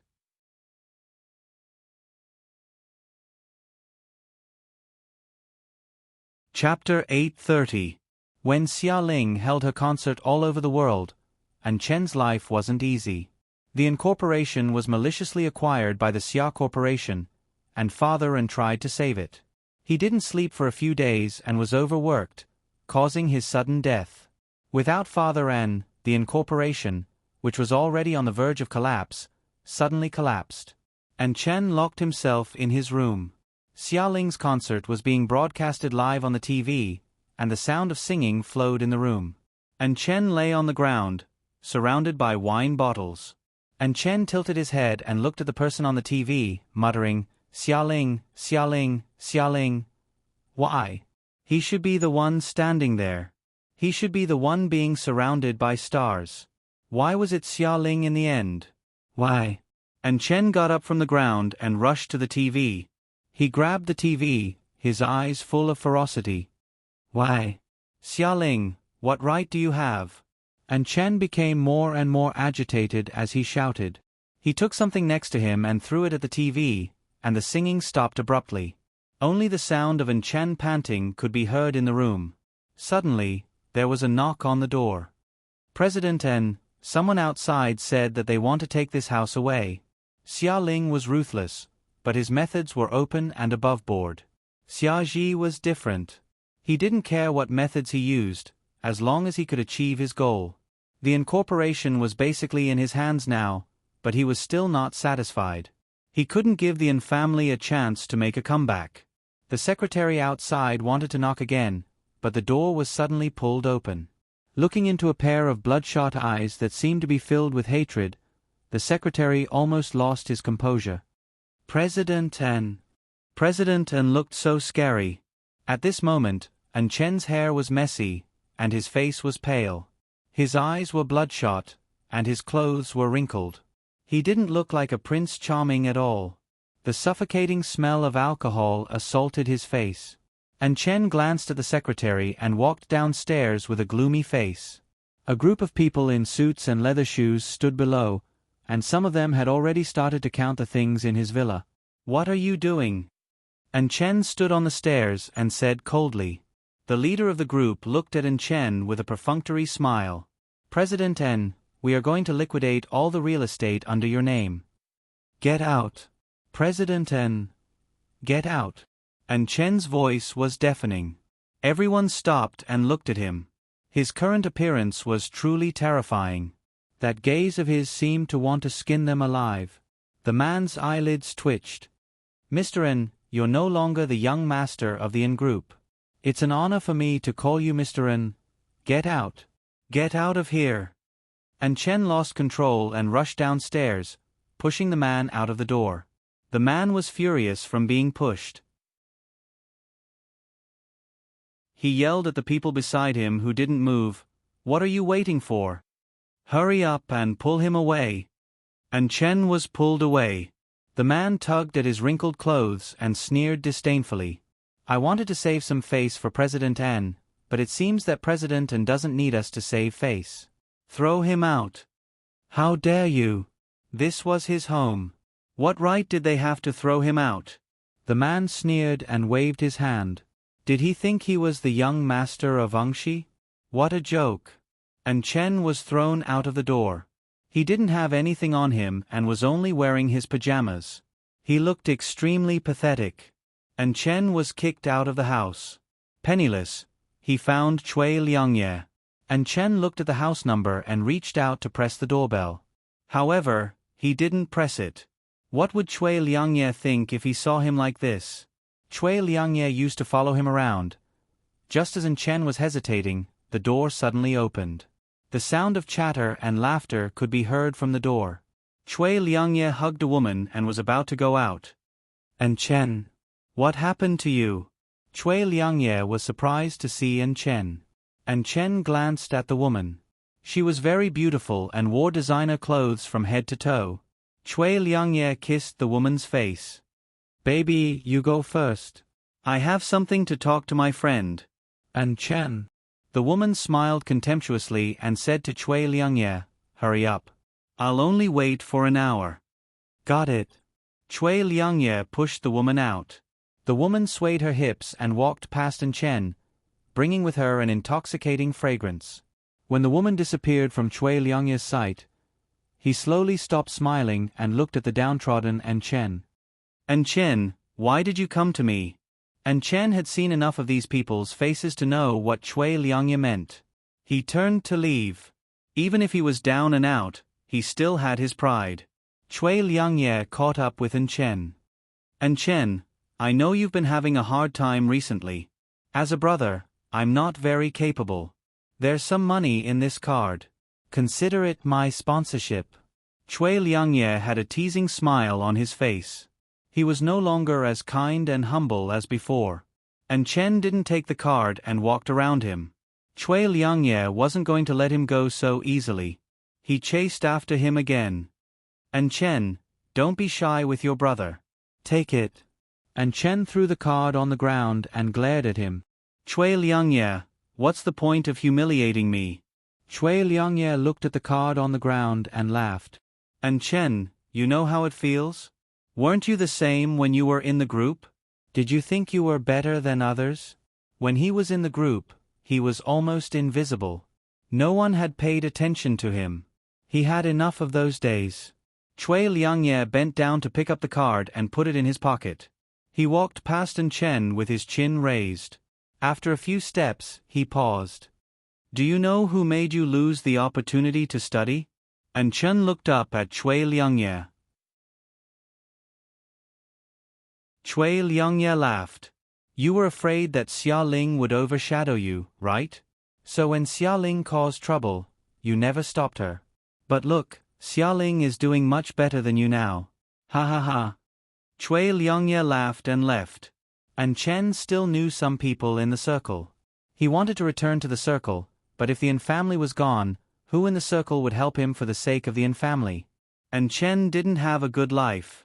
He relied on a few female celebrities to create hype, but it was useless. Right now, Xia Ling was the most popular person in the industry. Xia Ling's words could easily cover up the little splash that he made. After that, there was no news of An Chen in the industry. It seemed that he had offended someone and was banned. And Chen lived a poor life for the rest of his life. On the other hand, Cui Liangye was praised and was on par with Xia Ling in the industry. But just as Cui Liangye was about to compete with Xia Ling suddenly announced that she was leaving the music industry. Just when they were in a complete mess, they actually had to withdraw. This was a result that no one had expected. Asterisk little fairy. Come on. Vote. Let's hurt each other. Number 2000 votes per month ## 2500 votes per month #.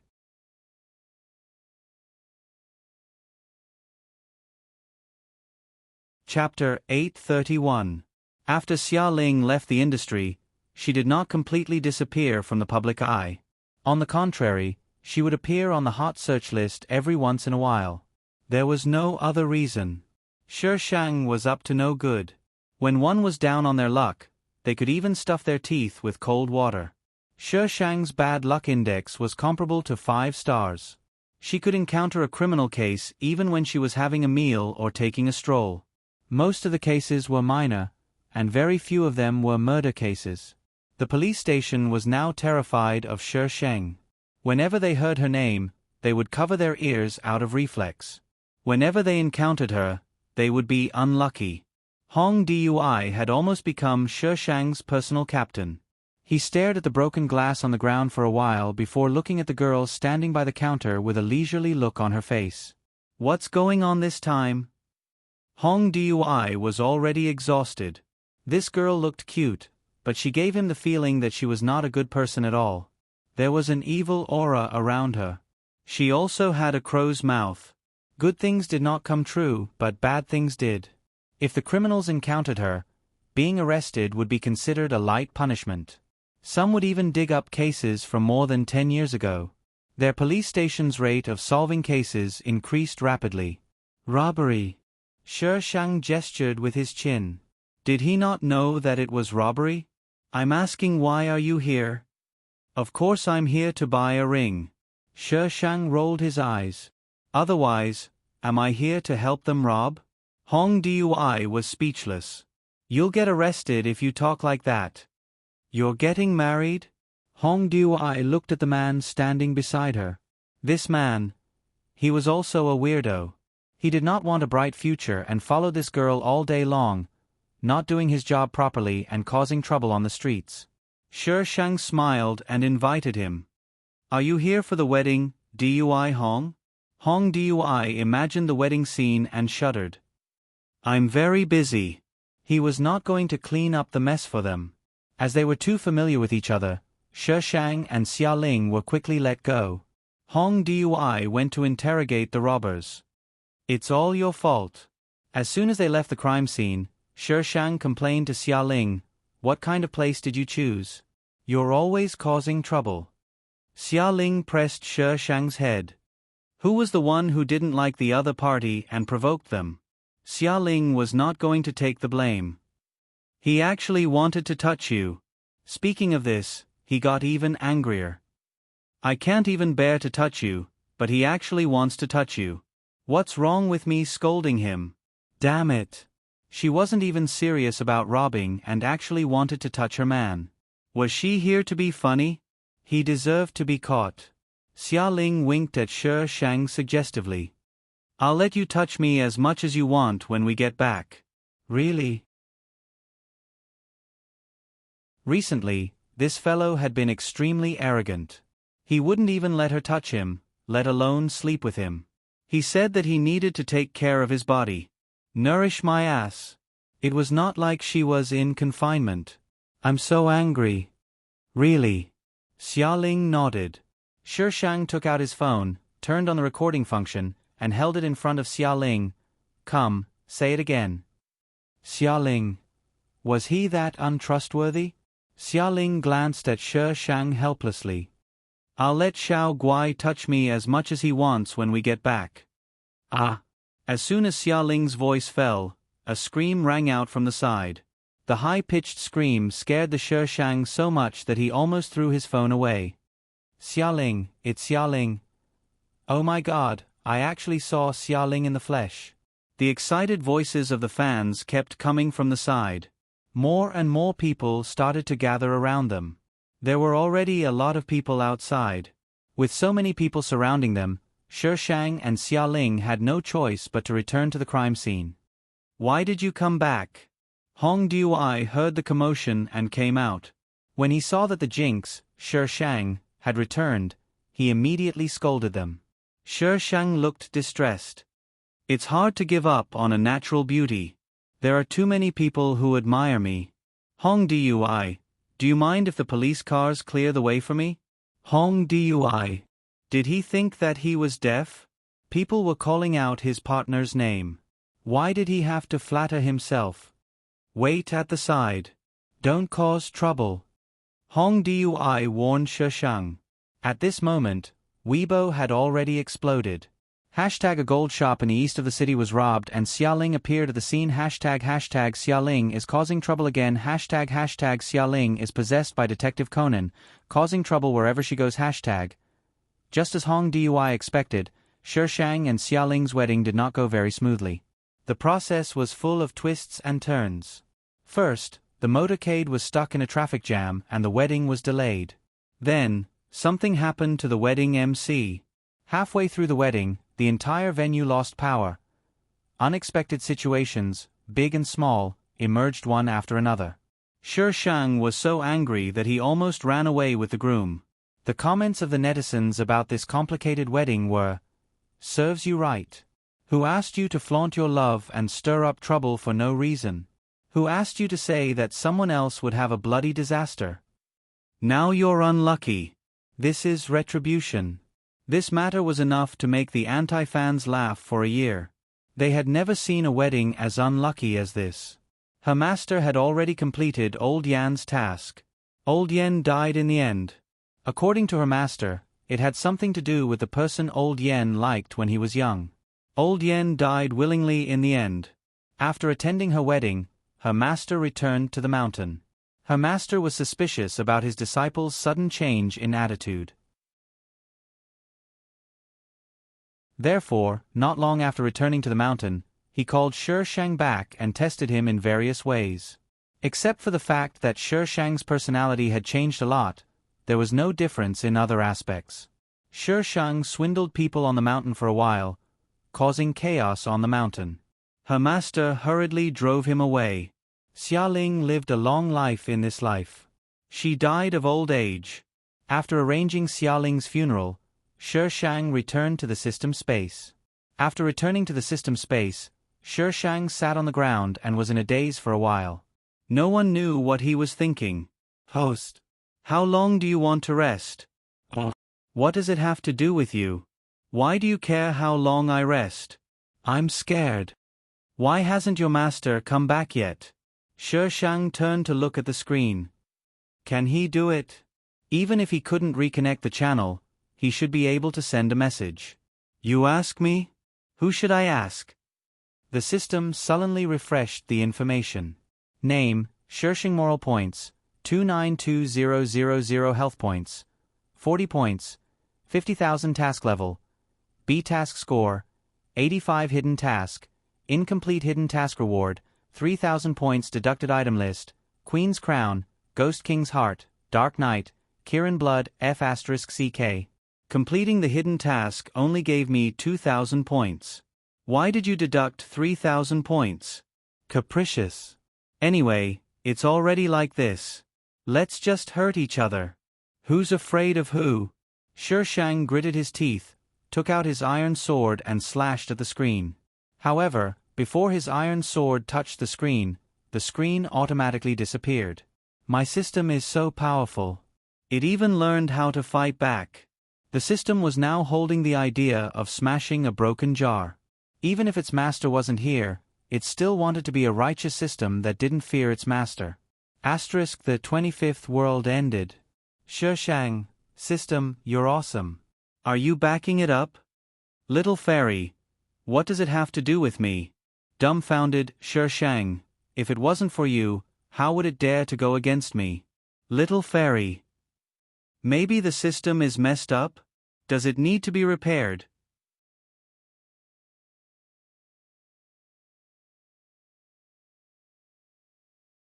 Chapter 832. Everyone knew that Yu Xiao's black card was sold wholesale. Asterisk, it's getting dark. We'll die if we can't find a place to hide. Don't take her with you. She's not worthy of death. Those things are coming. Throw her down so we can move faster. Shi Shang felt someone shove him as soon as he opened his eyes. He lost his balance and crashed into a broken wall. The exposed steel bars pierced through his arm.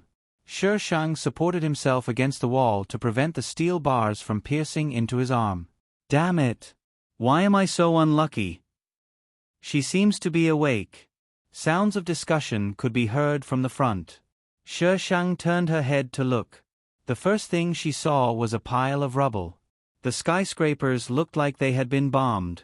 They were broken and covered in dust. The entire sky was gray. It was like the world after a world war. She was in an alley. The walls around her had collapsed and the ground was covered in bricks. In front of her stood 4 men and 2 women. Their ages varied, and all of them were covered in dust. Their clothes were tattered, and they looked like they were fleeing for their lives. What the hell was this place? Was it the apocalypse again? Damn it, could it be murder again? It was exciting to think about it. Phew. The dark elf is catching up. Don't worry about her. Let's run. It's up to her whether she can catch up or not, an older man in the group said. Wait a long time for a sack? What the hell is a dark elf? What happened to the apocalypse? Shi Shang looked in the direction they were looking at. In the distant sky, several black dots were rapidly approaching. The black dots were very fast. In the blink of an eye, Shi Shang saw what was flying in the sky. They had pointed ears and a skinny body. They looked like dried corpses with a pair of black wings on their backs. What was that? A dark elf? Even if it had pointed ears, it wasn't a dark elf, right? Damn it! Where was your common sense? Who told you that dark elves looked like dried corpses? Fairy tale authors would cry. Shi Shang looked back at the group of people just now. He only saw their backs. They disappeared into the ruins in the blink of an eye. Shi Shang. They ran so fast. You're going to leave me alone in front of these flying corpses? The mummies were getting closer. Their huge wings flapped, stirring up the dust on the ground. They quickly swooped down towards the Shi Shang. Shi Shang pulled out his sword and braced himself against the ground, ready to kill these mummies. Just as she was about to make her move, her body suddenly spasmed uncontrollably. The iron sword fell to the ground with a clang, smashing into a layer of dust. Shi Shang was in so much pain that he broke out in a cold sweat. His body involuntarily bent down as if something was drilling inside his body, trying to break out. This feeling really disgusted her Shi Shang. At this time, she was completely dumbfounded and did not know what had happened. What was wrong with his body? At this moment, the mummies were already close to them. The first mummy to pounce on them reached out its shriveled claws to grab Shi Shang's chest. Its sharp claws dug into her chest, and she would die in a matter of minutes. Shi Shang used all his strength to roll to the side. The mummy missed its target and its claws went straight through the wall. Gravel flew everywhere, and smoke filled the air. The mummy was very angry that it did not manage to catch Shi Shang. Its wings smashed the surrounding walls into pieces.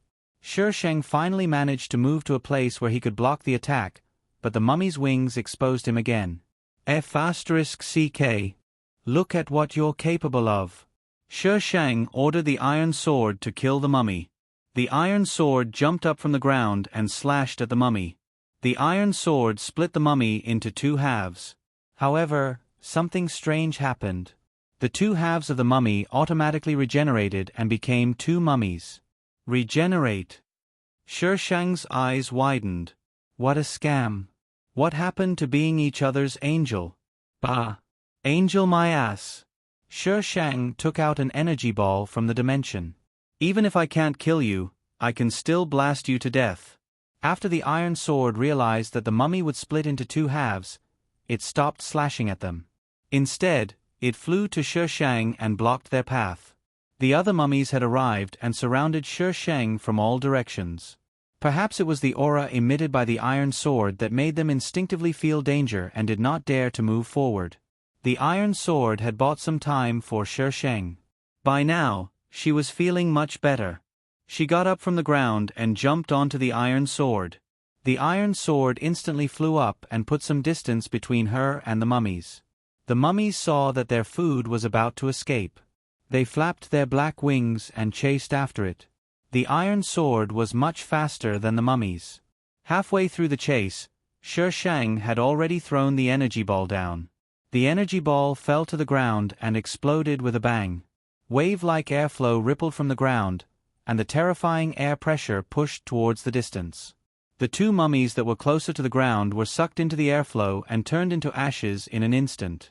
Because the energy ball exploded from the ground, the other mummies in the sky were only affected. They were dizzy and disoriented. When they regained their balance and looked at the place where they were, there was no trace of their food. A few mummies circled in the sky but did not find any food. They let out a series of excited cries.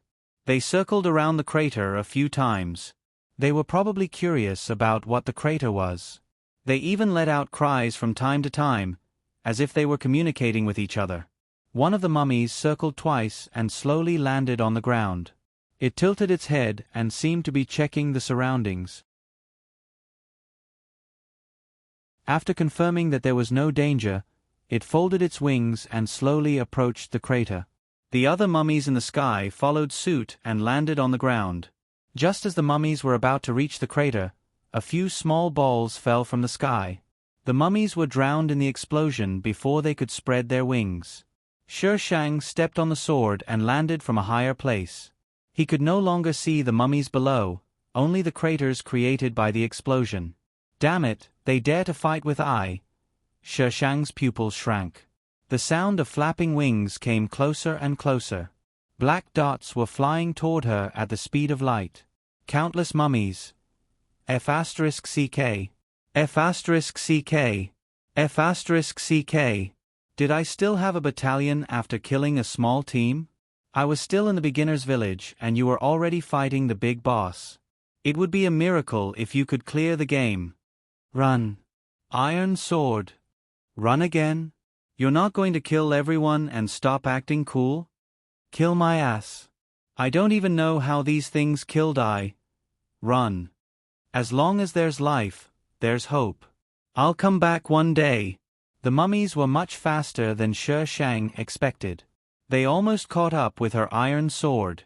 When she finally managed to escape, she encountered a few more alone mummies.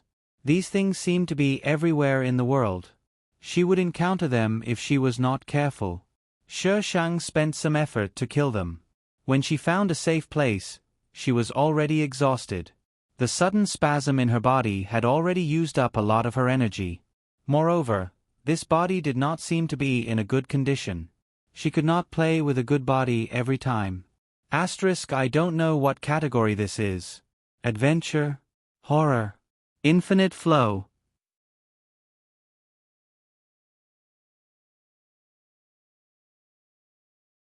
Chapter 833. Shi Sheng should be in the morgue of the hospital. It was gloomy and dark, but it should be safe. Shi Sheng managed to find a spot where she could see some light. She pulled out a pile of old hospital beds and sat on the edge. She felt pain everywhere. Shi Sheng calmed down and started to check her body. There was a scratch on her shoulder. It was obvious at a glance that it was caused by those things just now. It had turned black and the area around the wound was numb. She couldn't feel anything when she pressed it. In addition to the wound caused by the steel bar, she felt that her whole arm was useless. Was there any infectious disease in the wound? Shi Sheng looked at the wound on her shoulder and didn't know how to deal with it. In the end, she could only deal with the wound caused by the steel bar first. She searched her body again. The original owner was wearing a small jacket with a sweater inside. She found a card in the pocket of the sweater. It was dark and surrounded by strange red lines. In the middle was a name engraved, Yu Xia. There was a level 3 below the name. Shi Sheng looked at the black card several times. She didn't receive the plot or memory, so she didn't know what it was used for. It looked so high-end. It should be useful. Shi Shang put the black card back into the space. Should I receive the plot first? Or should I eat something first? Shi Shang had a stomachache. So hungry. She touched her flat stomach. She should eat something first. Shi Shang looked in the space and found some food. Fortunately, she had a habit of stuffing snacks into the space after the apocalypse. Otherwise, she would be hungry again. The sound of chewing was very abrupt in this silent space. Ka. A slight sound came from the darkness. Shi Shang moved and looked at the dark corridor. She paused for 2 seconds and then continued to eat. There was no sound in the darkness until she finished eating. Shi Shang sat on the bed and looked at the corridor with her head tilted. It was dark there. It seemed that there was a monster hiding in there, ready to attack at any time. The light outside gradually dimmed, and the place where Shi Shang was also plunged into darkness. The world became so dark that she couldn't even see her fingers. A gust of wind blew from the corridor, bringing with it a fishy smell. Then, Shi Shang felt something attacking her. Shi Shang instinctively kicked towards the source of the danger. The thing that attacked her quickly retreated. Shi Shang flipped over and landed on the ground beside her. She then turned into another corner in a few steps. Silence returned to the corridor. It was as if everything that had happened just now was just an illusion. However, Shi Shang knew that there were people here, or perhaps not people. After all, there were such monsters outside. Shi Shang's back was pressed against the cold wall. The coldness made her even calmer. She quickly calculated the possible solutions in her mind and the possible solutions in case her opponent was too strong and she failed. After calculating in his mind, Shi Shang cracked his neck and held his breath as he listened to the movements in the corridor. The corridor was very quiet. 3, 2, 1. Shi Shang raised his hand to grab something in front of him. It was warm to the touch. It was a person. The other party reacted quickly. Before Shi Shang's hand could hold on firmly, he twisted his body and broke free from Shi Shang's grasp. A gust of wind blew past their ears, and the corridor returned to silence. F***ck. The strength of her arms was too little. However, it was much easier now that she was sure it was a person. Shi Shang moved to another place in the dark to find out where the other party was hiding. Whoosh! Suddenly, Shi Shang felt a gust of wind behind him. A murderous aura attacked him. Shi Shang quickly turned around and slashed the iron sword in the dark. Clang! Sparks flew when the two pieces of metal collided. Shi Shang vaguely saw a man on the other side. It was a tall man. The man was holding a steel pipe in his hand. When the iron sword slashed at him, a section of the pipe was cut off. The man seemed to be enraged. His attacks became fiercer and fiercer. Every move was a killing move. This man wanted to kill her. F***ck. We don't have any grudges. Why do you have to do this? Shi Shang's physical strength couldn't keep up. He could only rely on the iron sword to defeat the man. It was pitch black in front of him. Shi Shang didn't care about any moves and just slashed randomly. Oh! The man seemed to be hit. Shi Shang took the opportunity to kick the man. The iron sword followed. The man dodged Shi Shang's shadowless kick. However, he didn't have time to dodge the iron sword. The sharp iron sword cut through his abdomen. A chill instantly spread through his body. Thump! Shi Shang maintained his vigilant posture for a while. When he heard no movement, he took out a luminous pearl from his storage space. The faint light dispelled the darkness. Shi Shang saw the man lying not far in front of him. He was crawling on the ground. His eyes were wide open and there was still a trace of disbelief in his pupils. Whoosh! Shi Shang exhaled a mouthful of foul air. He was scared to death. This world was really scary. A stranger wanted to kill her. Shi Shang walked to the man. After confirming that he was dead, he took the luminous pearl and walked into the depths of the corridor. After finding a room that could be locked, Shi Shang entered and closed the door. He began to receive the plot. This was a game similar to Infinite Deathmatch. The host was called Yu Xia. Before entering this game, she was an assassin. When she was on a mission, she was caught because of a mistake. She thought she was dead for sure. However, when she woke up, she found herself in an empty space. The space was very empty. She couldn't see the end of it. At first, Yu Xia thought that there would be hell after death. Before she could figure it out, she was sent to the first world. When she was sent in, she received a black card.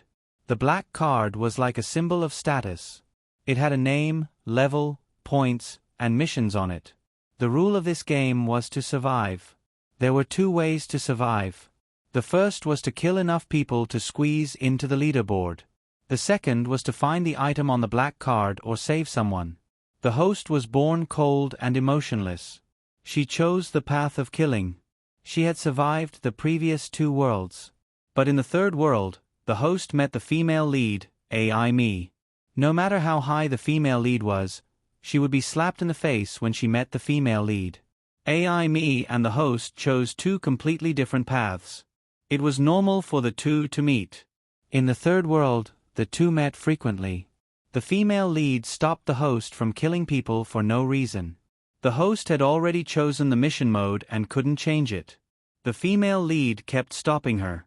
She couldn't complete the mission and faced death. The host was angry and wanted to kill the female lead. The host almost killed her several times.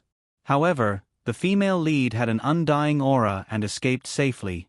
On the other hand, the host made a mess of herself every time. At the end of the 3rd world, the host almost didn't complete the mission and was killed. The host hated the female lead because of this.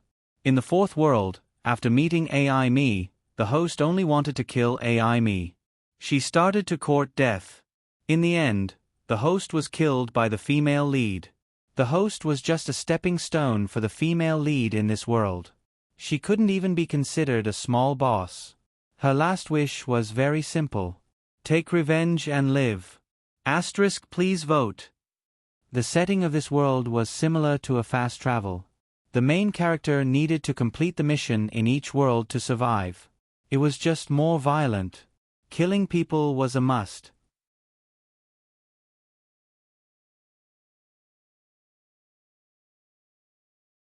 Chapter 834. The host met the female lead in the 3rd world. The timeline was about the same as when she came here. She was scratched by the corpses of the Dark Elves. Her companions wanted to abandon her. Then she met AI Me. She had a black card.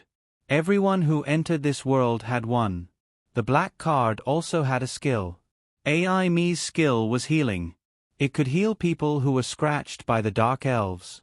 Without healing, the person who was scratched would slowly stiffen and eventually die.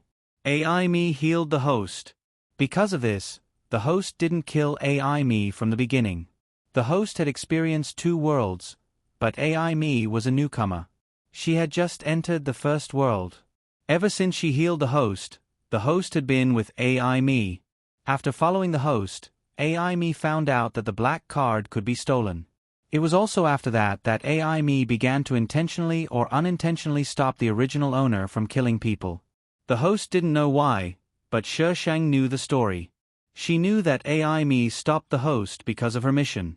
In addition to the mission of leaving this world alive, the black card would also give out mission points.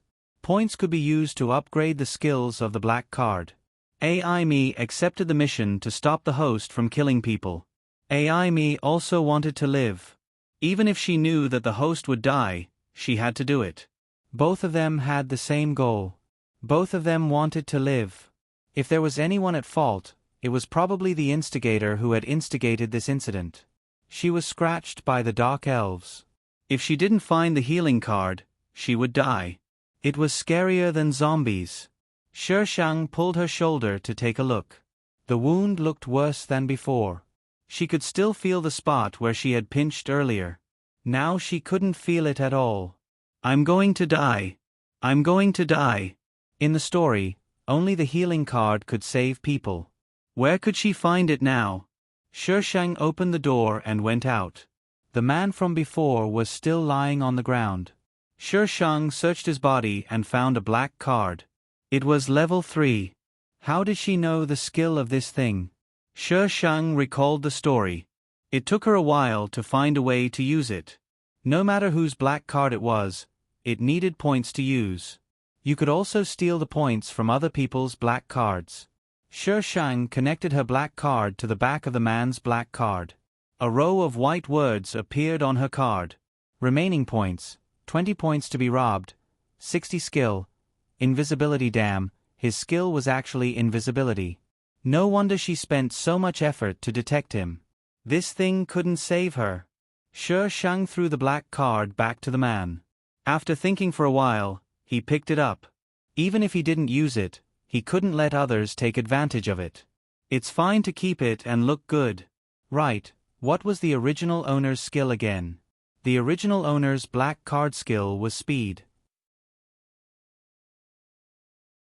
It could increase one's speed to the maximum for a certain period of time. This skill was very useful to the original owner, but compared to other people's amazing skills, the original owner's skill was actually quite weak. The reason she was able to live for so long was entirely due to her own strength. Moreover, every time he used a skill, he needed points, and there was a time interval. Black card skills were usually used to save his life.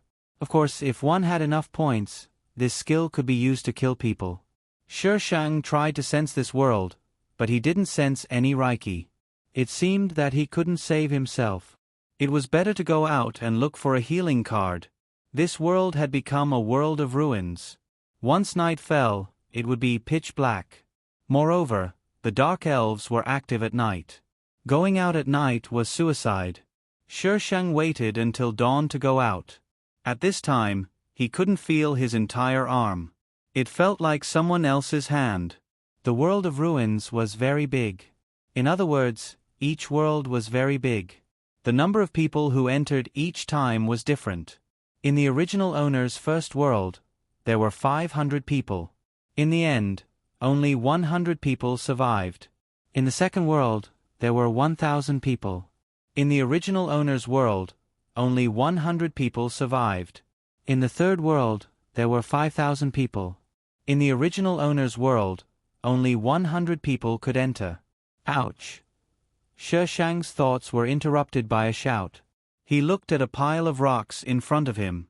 A beauty was lying on the ground. It's a girl. Come out. Before Sher Shang could speak, the beauty jumped up. Sher Shang, what's wrong with a girl? Are you looking down on girls? Two men walked out from around the corner. They looked Sher Shang up and down a few times before one of them signaled to the other with his eyes. This last looks pretty easy to deal with. Go ahead, but don't kill her yet. You can play with her for a while. Bastard, I'm here. Why are you thinking about other people? The beauty pouted. How can this little girl compare to you?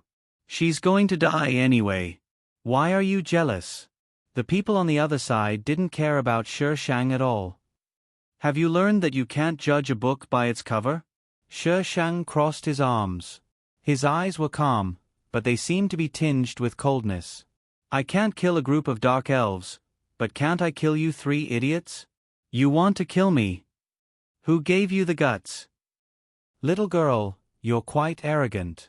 I'll make you cry and beg for mercy later. Ha ha ha. I'll make sure you don't even have the chance to beg for mercy. Sher Shang's eyes curved. His tone was arrogant and confident. The two men laughed. They had seen a lot of people who were so arrogant in the face of death. Little girl, you're quite arrogant. Let me see what you're capable of.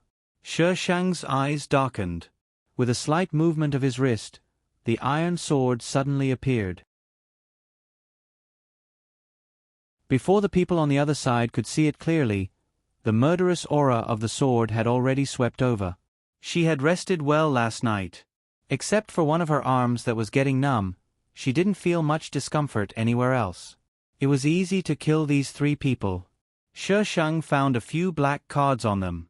They probably snatched them. Black cards were easy to snatch, but points were not easy to obtain. Therefore, it was useless for some people to snatch black cards, unless they snatched a lot of points from someone. Shi Shang searched for a long time, but he couldn't find any black cards with healing skills. Damn! God wants me dead. Most of the people who entered this world would choose to kill because this method was simple. Only the weak and powerless people would choose the other path. There was a list in the killing mode that could be checked with the black cards. It would show the top 50 kill rankings. The list was updated in real time. There was a number of kills behind each name. The number of kills would increase with each kill. And those who could squeeze into the top 50 would directly advance to the next level. It seemed that this list could only be seen by those who chose the killing mode. Others couldn't see it. She was now ranked 42nd. Shi Shang checked last night. He was ranked 37th, but now he was ranked 42nd. The person with the highest ranking was a person called Su On Yuan. This person was the male lead. The male lead was the same as the original owner. He had always chosen the killing mode. But after meeting the female lead, the male lead suddenly changed.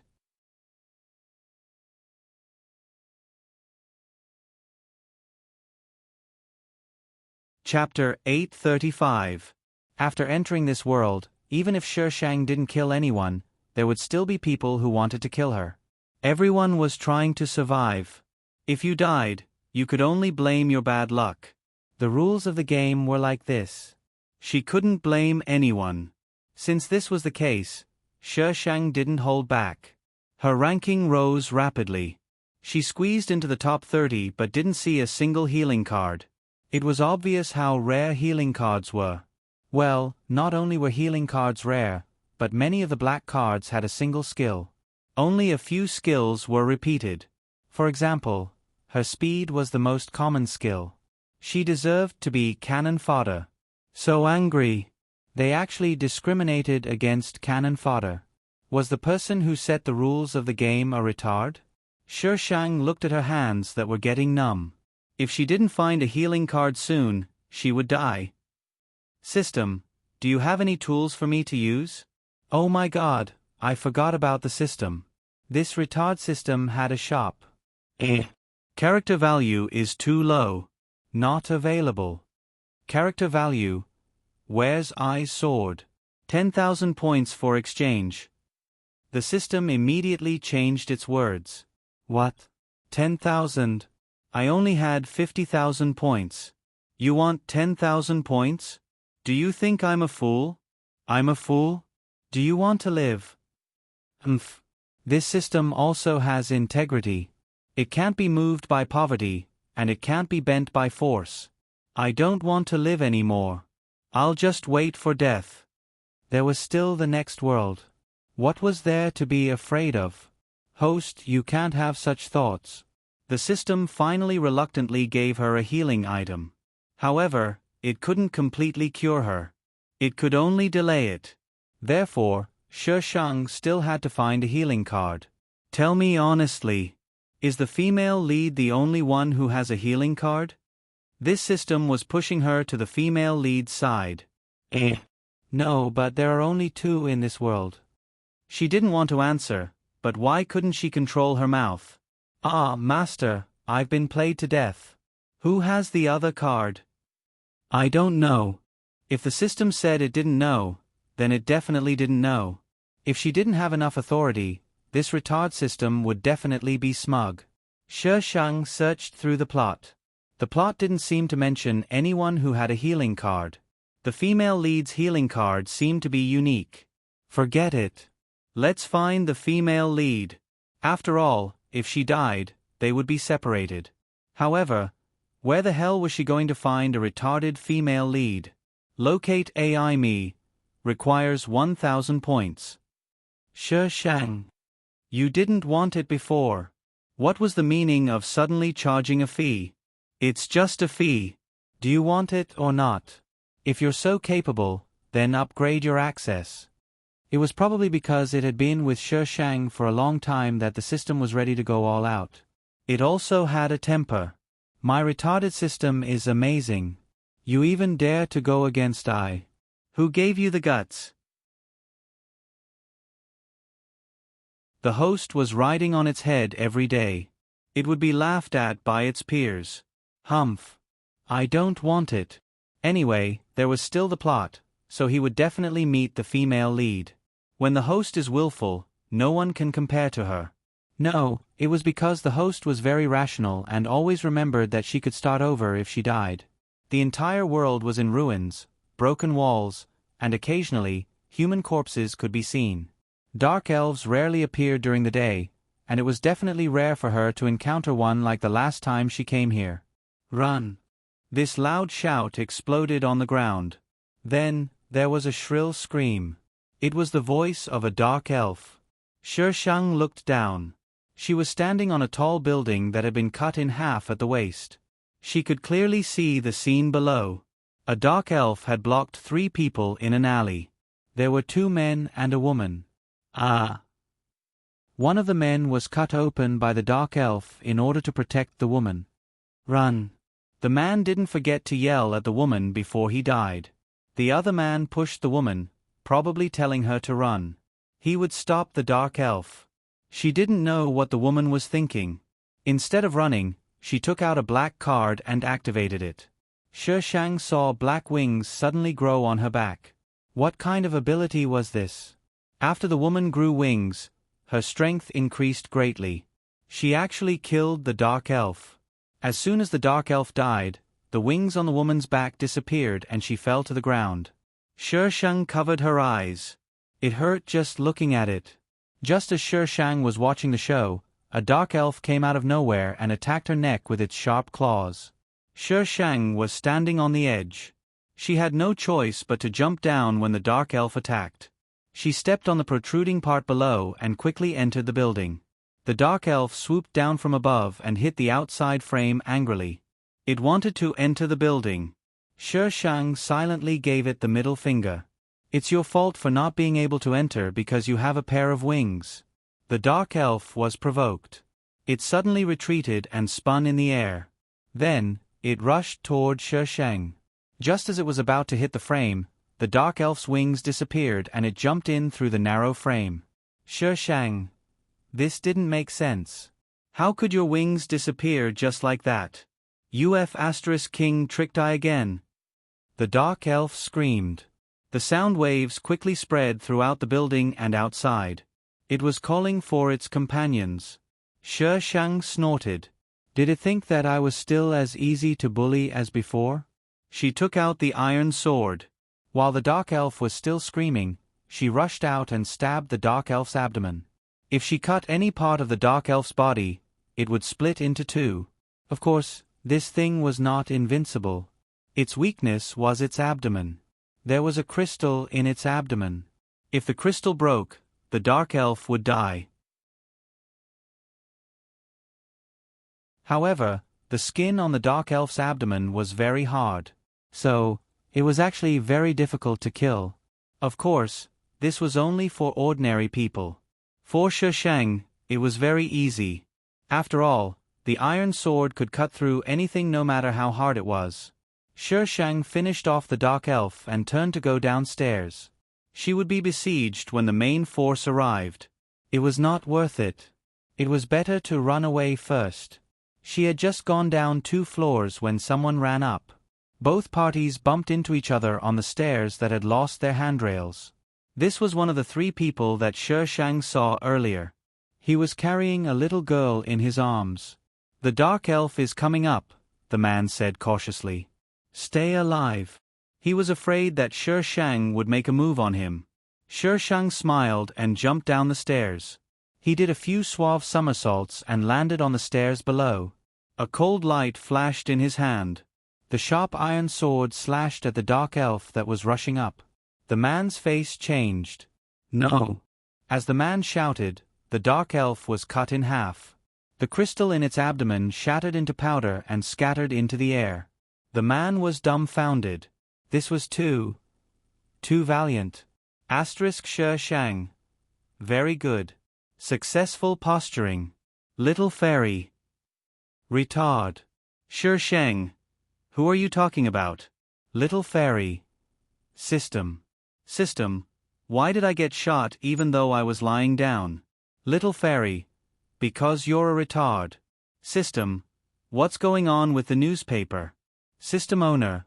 Calm down. Vote first. Cherub, F*CK. I knew it was an advertisement.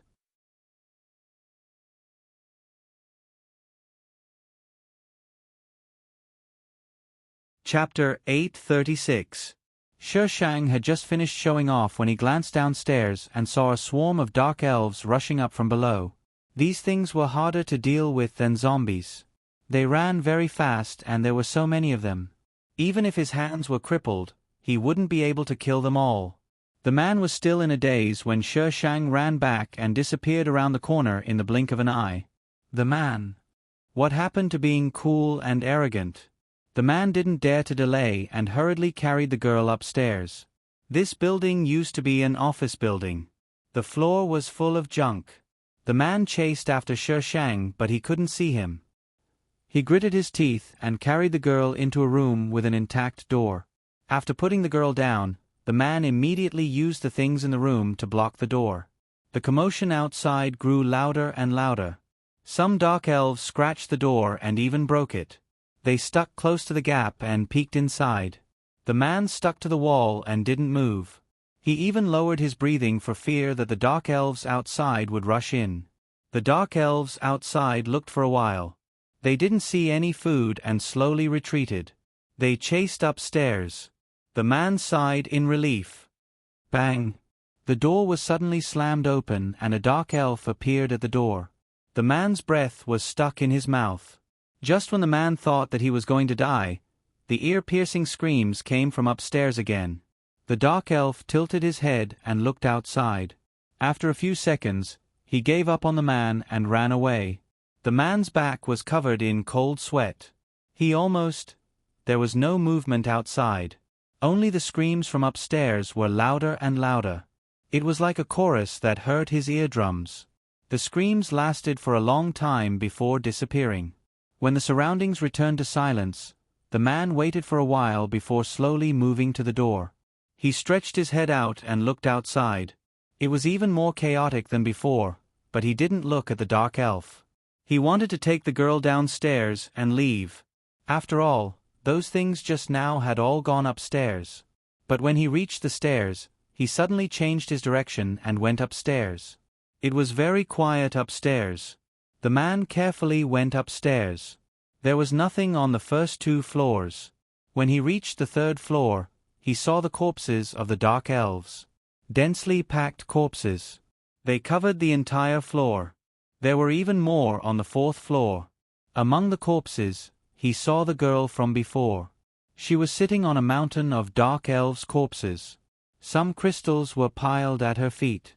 Could you imagine a young girl sitting among a pile of corpses? There were only 2 words to describe it. It was strange. She was putting the crystal on the black card. As soon as the crystal touched the black card, it immediately turned into powder. However, the man noticed that the color of the black card was getting darker. The black card they received at the beginning was a light black with a hint of gray. As they leveled up, the color of the black card would deepen. However, the way the black card was upgraded was based on the number of times they entered the world and the points they accumulated. The way she was doing it now, he had never seen it before. Shi Shang fed the black card a bunch of crystals, but the black card could no longer level up after reaching LV6. She tried the other black cards, and they were all the same. After LV6, they would be capped. Come to think of it, if a world's level was maxed out, how were they going to play in future worlds? Congratulations to player Yu Xia for reaching LV6. Suddenly, a translucent bullet box appeared in front of Shi Shang. The bullet box came from the black card in her hand.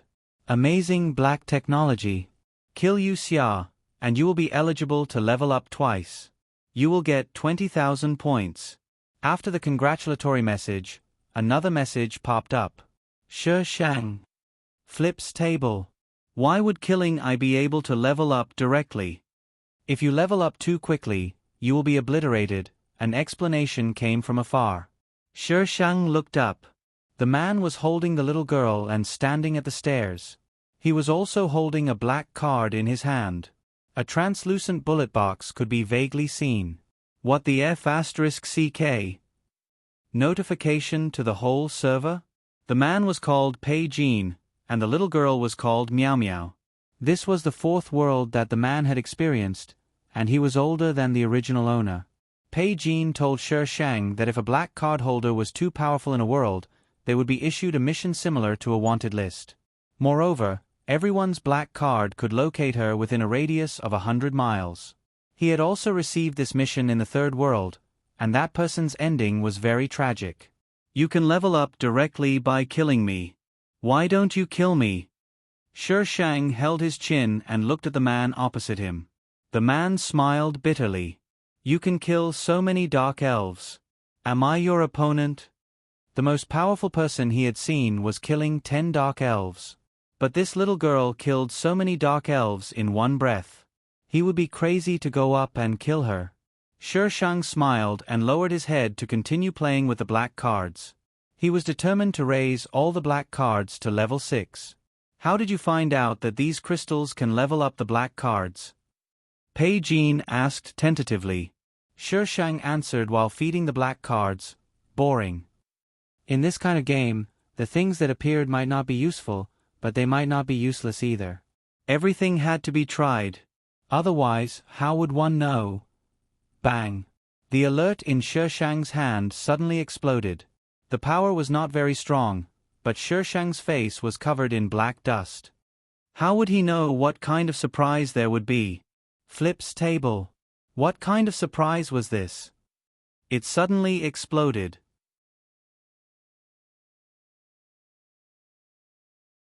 He was scared to death. Shi Shang wiped his face and shook off the dust on his hand. The black card and the crystals were gone. Pei Jin was also confused. He did not understand why the black cards exploded. But what happened next was a live broadcast of Shi Shang's suicidal actions. After exploding 5 or 6 black cards, Shi Shang gave up. She had a total of 10 level 6 black cards. Could it be that the rules of this world only allowed her to have 10 level 6 black cards? Shi Shang rolled his eyes and looked at Pei Jin. He picked up the crystals at his feet and jumped down from the black elf's body. He stepped over the dead body and walked toward Pei Jin. Pei Jin was a little scared of Shi Shang. What? What do you want? I won't kill you. Shi Shang threw the crystals at Pei Jin's feet. Level up. Pei Jin was speechless. He did not want to be hunted down by people all over the world. But this little girl in front of him looked like she would kill him if he did not level up. The higher the level of the black card, the more powerful its skills would be. For example, the usage time would increase and the cooldown time would decrease. Other people would risk their lives to level up, but no one would force others to level up like this. Pei Jin was afraid that Shi Shang would really kill him. He could only take the crystals and learn from Shi Shang to level up. He was already at level 4, so he soon reached level 5. Just as he was hesitating whether he should continue or not, several black cards suddenly fell in front of him. Level up to level 5. Pei Jin was speechless. How many black cards did she have? Did she buy them wholesale? When did black cards become so common? Pei Jin felt that his worldview had been seriously damaged. Asterisk, please call me Shi Shang, the black card specialist. Ha ha ha.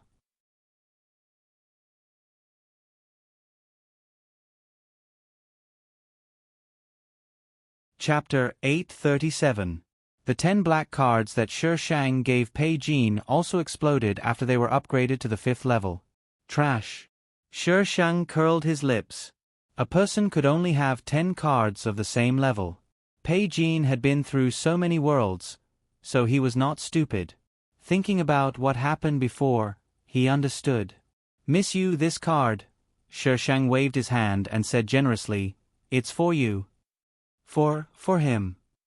This was not a cabbage, this was a black card. A skill card that could be used by others. How could you give it away so easily? Cabbage?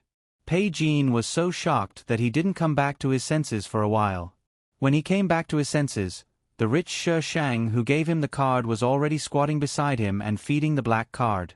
Pei Jean glanced at the number of black cards she took out. There were at least 20 of them. She was definitely the person with the most black cards he had ever seen. Pei Jean felt more and more that he could not go against her. She had so many black cards and killed so many dark elves. How weak could she be? Shi Shang increased the number of cards of each level to 10. This thing looked pretty good. What's wrong with her?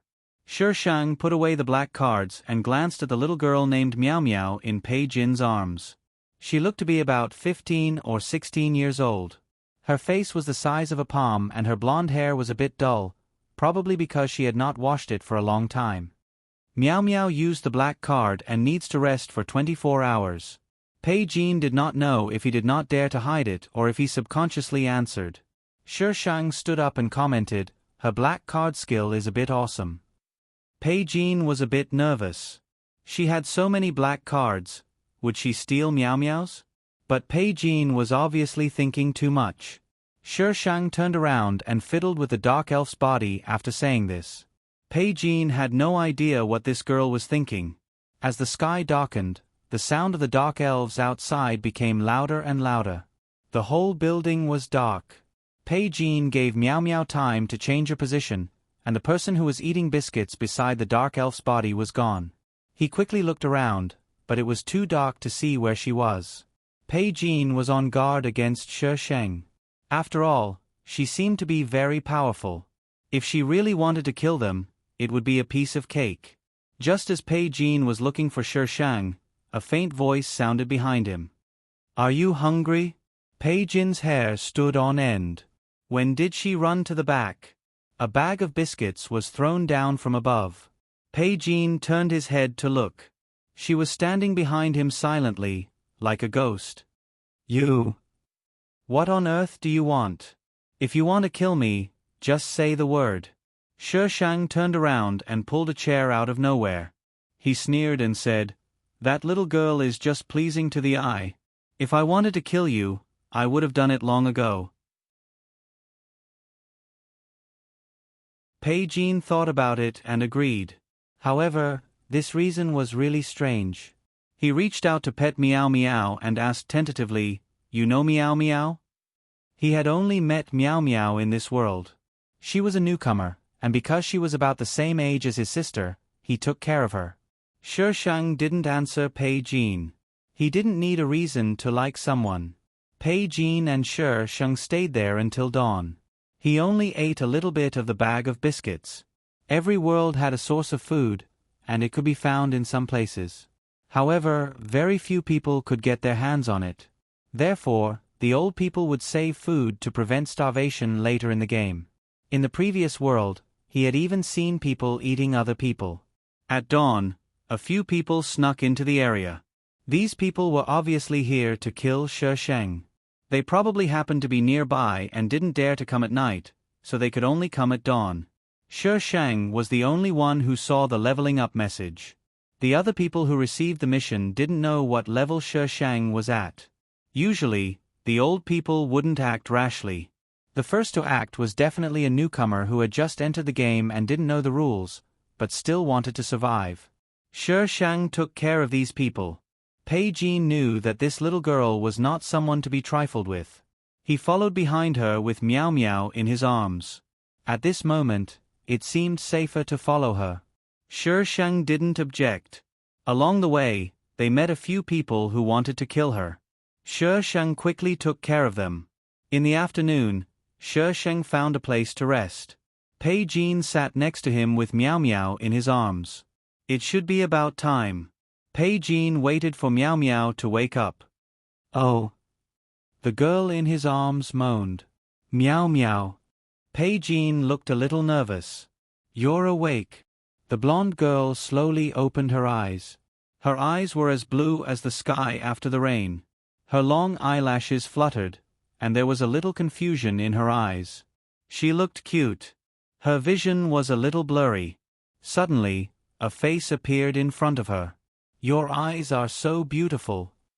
Miao Miao was scared and shrank back. She came back to her senses and looked at Shi Shang with a little fear.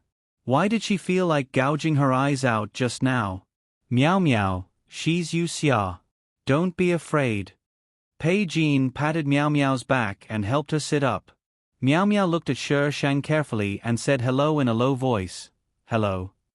She still felt like gouging her eyes out.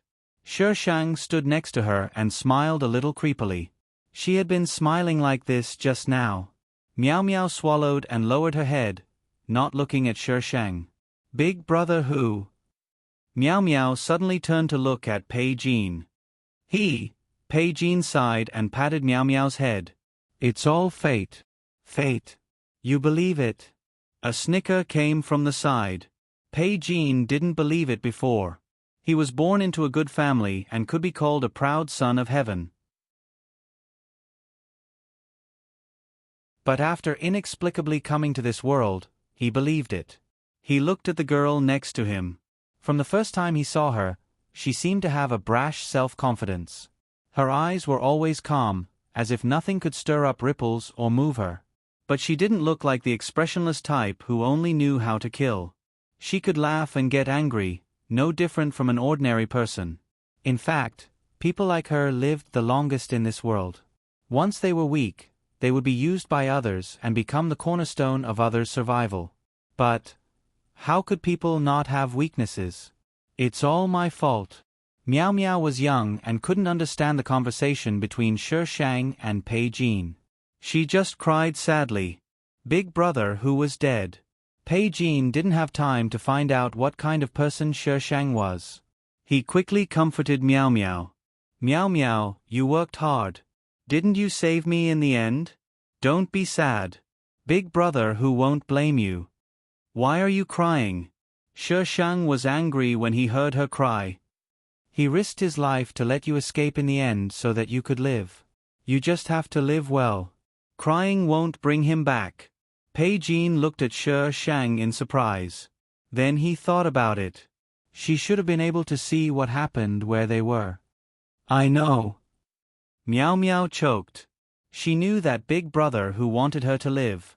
But with her ability, she wouldn't be able to live to the end. Big brother who had the chance to live to the end. She would rather die.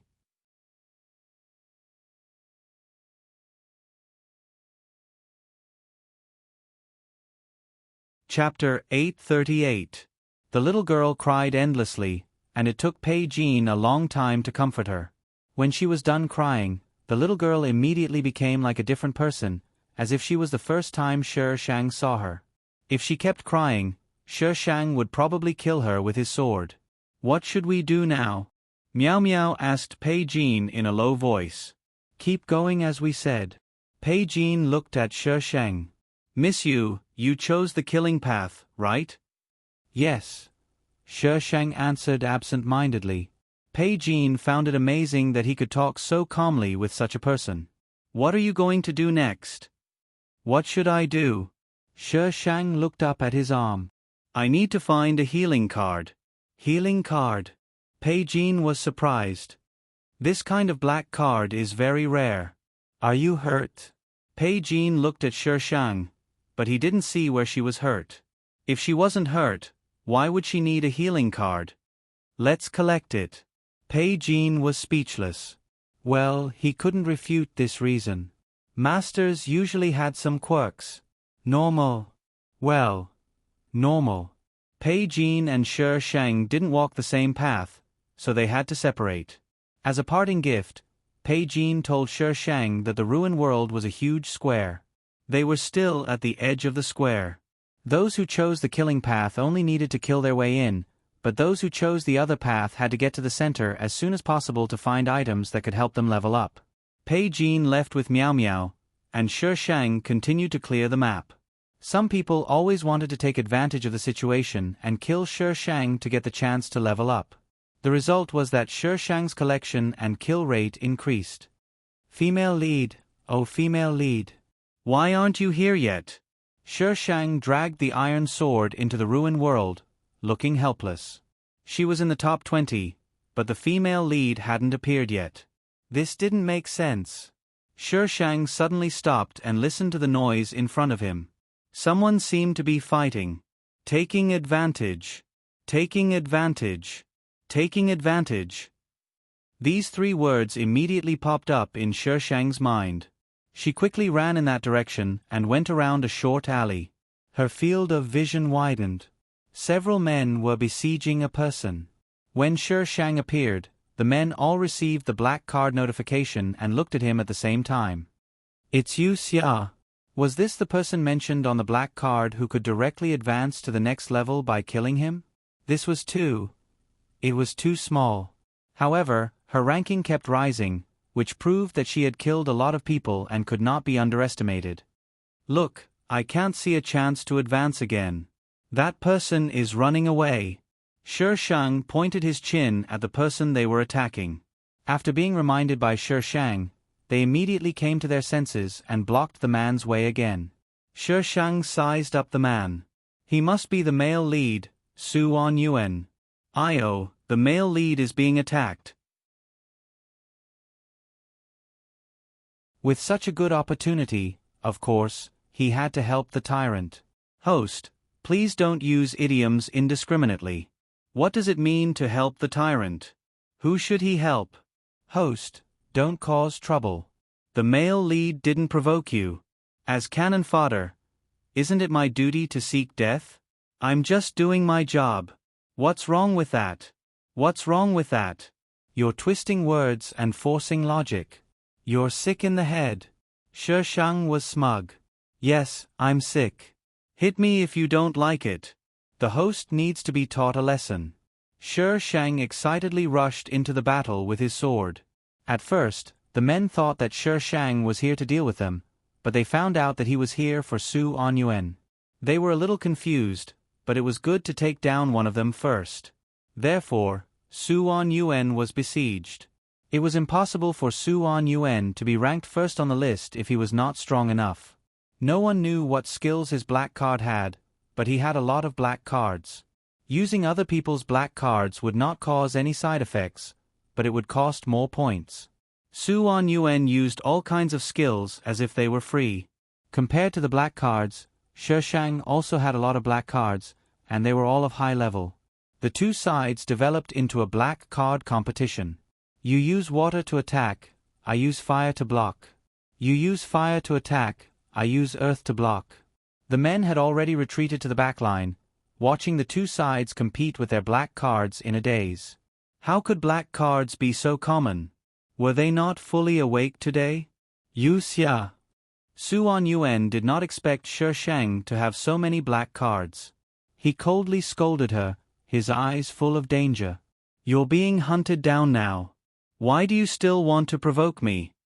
If I kill you, I'll be ranked first. Why do you think I'm provoking you? Who didn't want to be first?"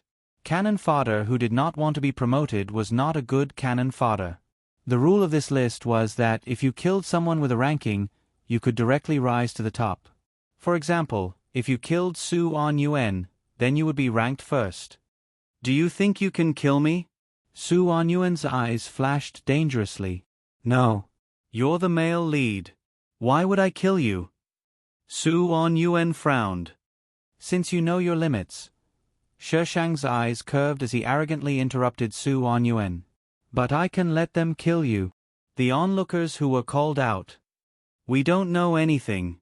What happened?" Su On Yuan was a ruthless person in the early stages. Shi Shang's provocative behavior had already crossed Su On Yuan's bottom line. He took out another black card. Just as he was about to activate his skill, a sharp blade with cold air suddenly shot towards him from the front. Su On Yuan was shocked and hurriedly retreated. The iron sword stabbed into the black card in his hand, cutting it in half. Su On Yuan was not only shocked this time, but also afraid. He did not know what the black card was made of. He had tried many methods, but there was no way to destroy the black card. Why are you dodging?" Shi Shang said regretfully. He had almost cut him. Su On Yuan. If he did not dodge, would he be waiting to be cut? This woman was a little strange. But at the same time, Su On Yuan's fighting spirit was ignited. Su On Yuan used the black card again, and a tornado appeared out of nowhere. The surrounding ruins were all swept into the tornado. Shi Shang looked at the tornado that was heading towards her. She suddenly had the urge to try and see if her sword could split the tornado apart. He gathered his energy in his dantian, poked his hand, and swung the iron sword with all his strength. The iron sword struck the center of the tornado, and the sharp sword energy split the tornado in half. This strange scene stunned all the living creatures present. You can even split a tornado in half? Are you using cheats?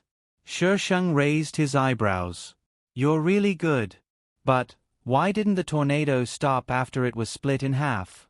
Why did it develop into 2 tornadoes and come towards him? Flips table *. Do you have the regeneration ability of the Dark Elves? The 2 tornadoes were not as big as one, but they attacked Shi Shang from 2 different directions. Their ferocious appearance was terrifying. #how the host dug her own grave #* little fairy. How did you lose me? It's all because you didn't vote. Cherub, I'm not taking the blame for this.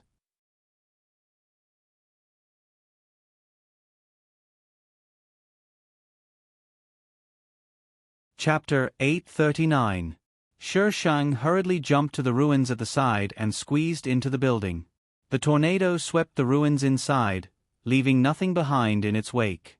Shi Shang's face was covered in dust, and his eyes were almost blinded. I was wrong.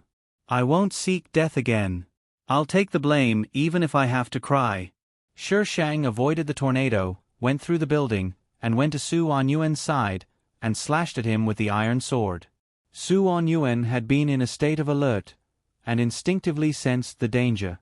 He dodged nimbly, but the iron sword cut the pillar behind him, and the pillar was cut in half. The building, which was already on the verge of collapse because of the tornado, collapsed with a loud bang. Rubble fell from above like a fairy scattering flowers.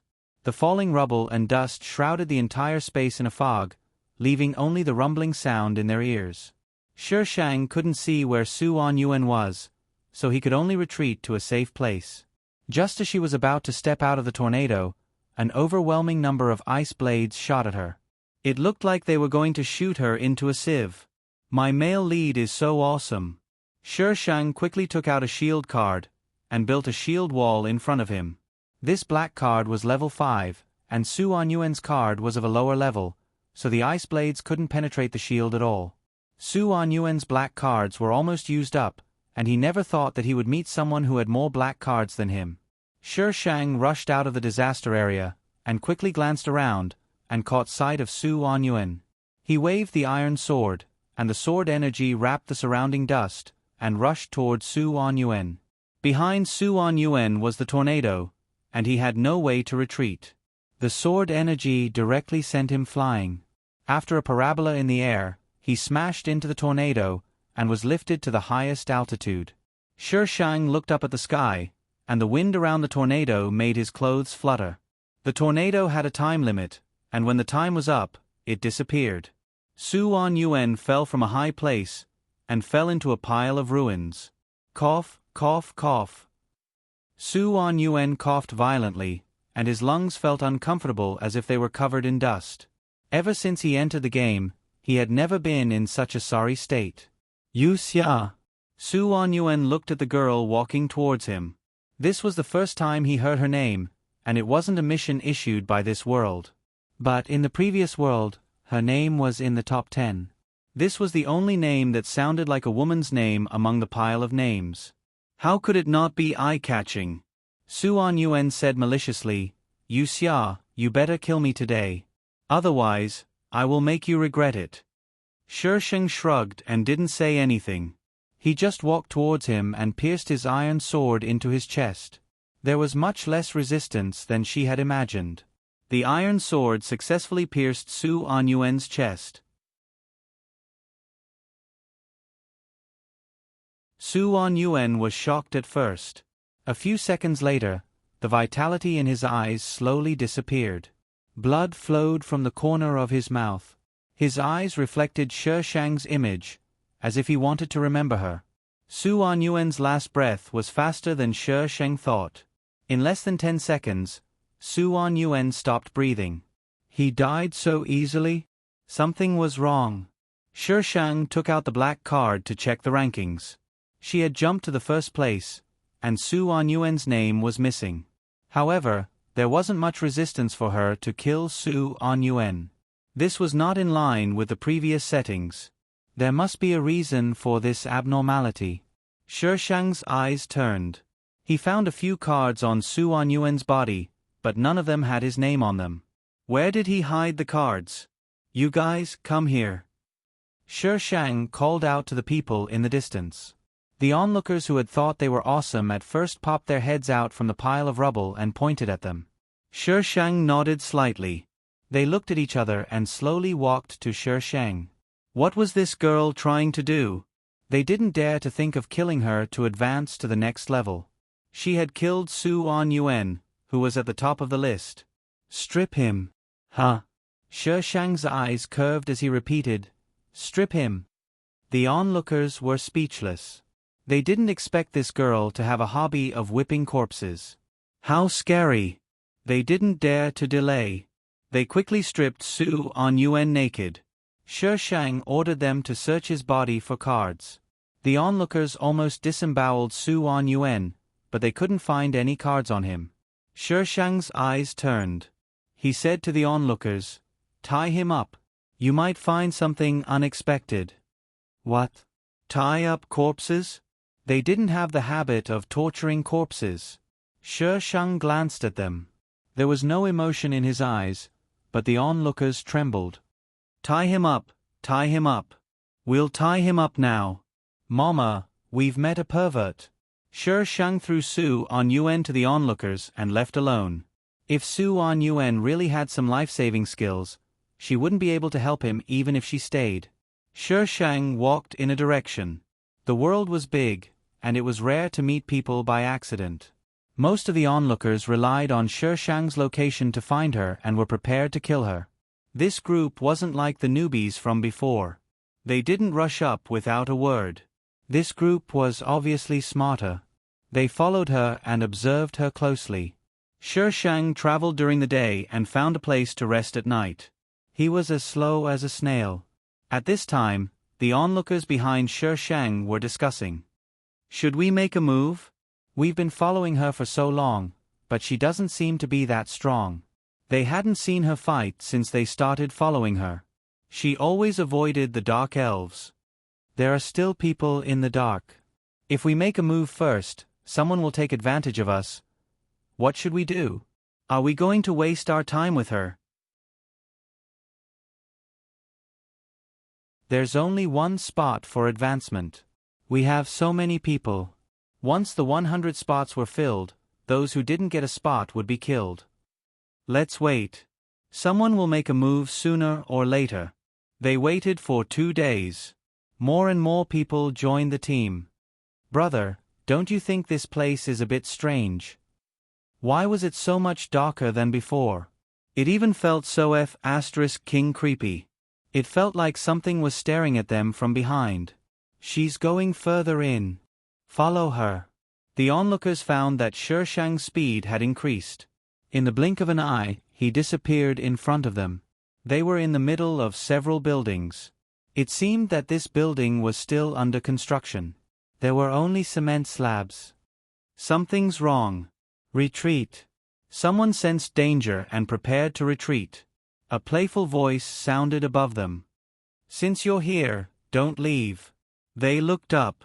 The girl who was walking in front of them was now standing on a protruding area on the 3rd floor with a faint smile on her face. She had a domineering aura. She was confident that she could control the situation. *monthly votes. You're tuning in to the Narrate and Escape YouTube channel. Don't forget to subscribe and join us on this journey to catch the most captivating stories.